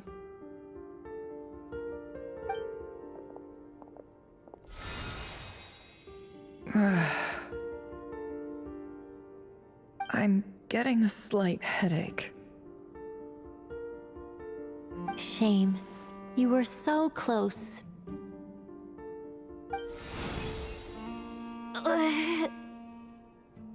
Whoa! I'm itching all over! Allergic reaction. We can't have that. Huh?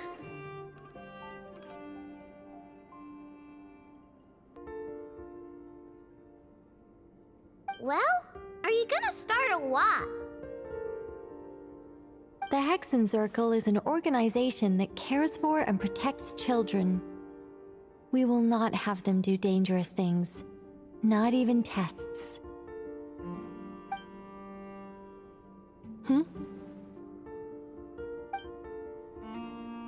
Is something the matter? The candidates have to be human. I guess that rules me out too. Huh.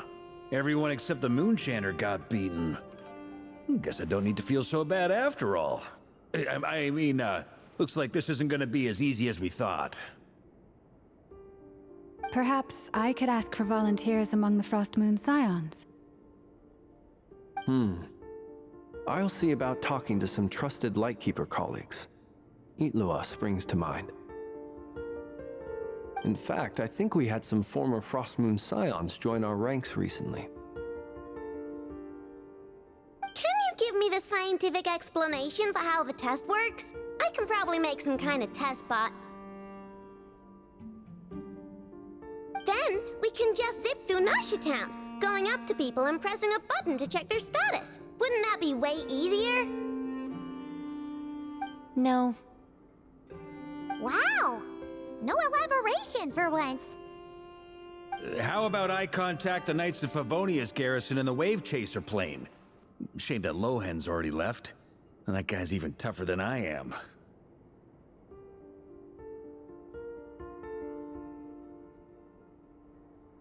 Strange. The moon goddess is clearly revered by many people. So why is she on the brink of disappearing? She mentioned that the world has rejected her from the very beginning. And when we fought the Reikir of Solnari, it seemed like she exhausted her power for our sake. Also, I'm not sure revered is the right word for how people feel about her. Gratitude, certainly. For my part, anyway. It's basic reciprocity. She helped us, so she deserves our help in return. Yeah. Even though she looked like she didn't care, she still saved a ton of people, including me. A review of the relevant data leads me to conclude that Miss Columbina is a good person.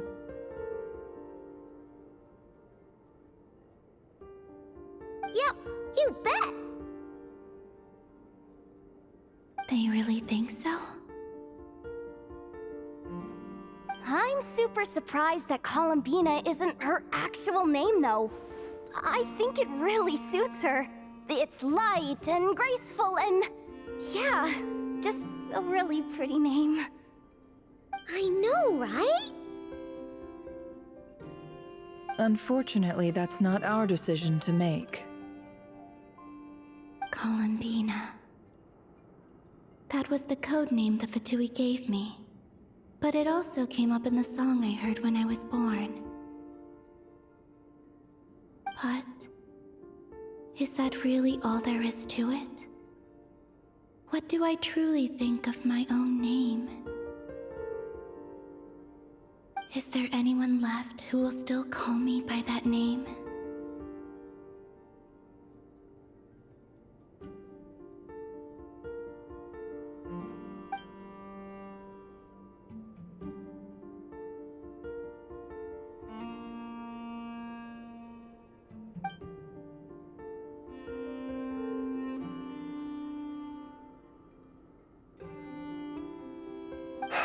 Moon Prayer Night is getting closer by the day. We're running out of time. We need to look for other candidates. Then allow me to try. Huh? What are you doing here?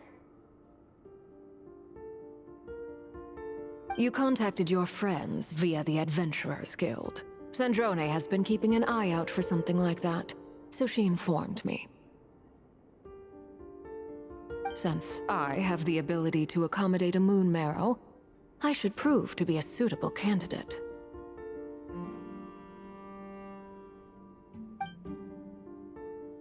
Arlecchino.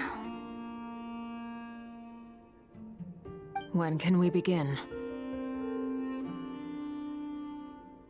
I see. We can begin right away.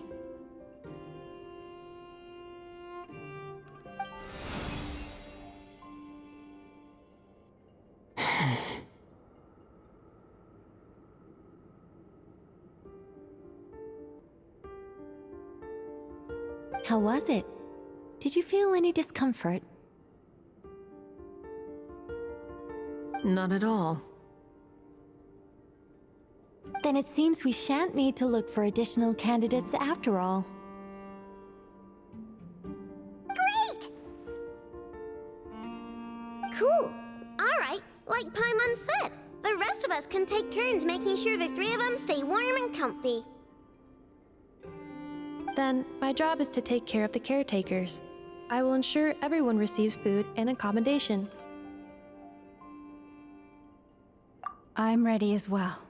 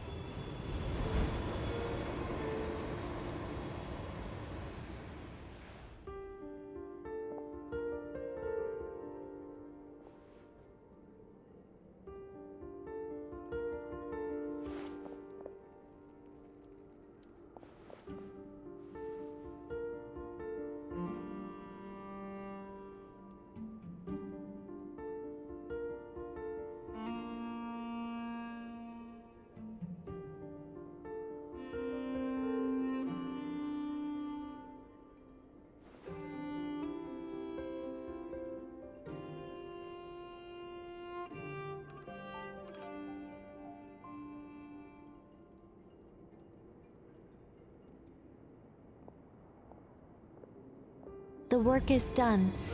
The sacred scroll shut. The stars grow dim, the people silent. The white sun sets, the silver moon rises.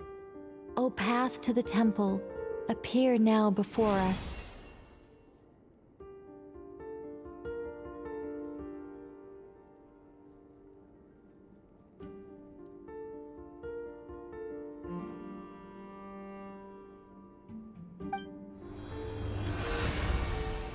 Wow!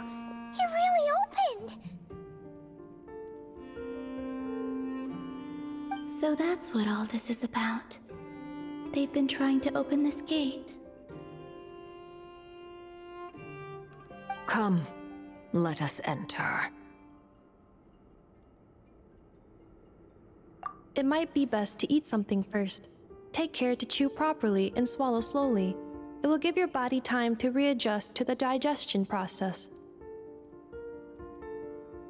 They will head in soon.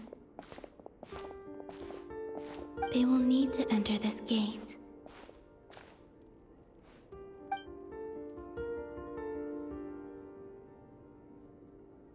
Huh? cannot pass through.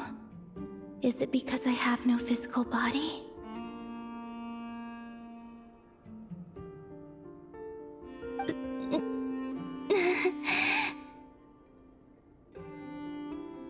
It has been 3 days. My strength has all but completely faded. Can I really hold on until Moon Prayer Night?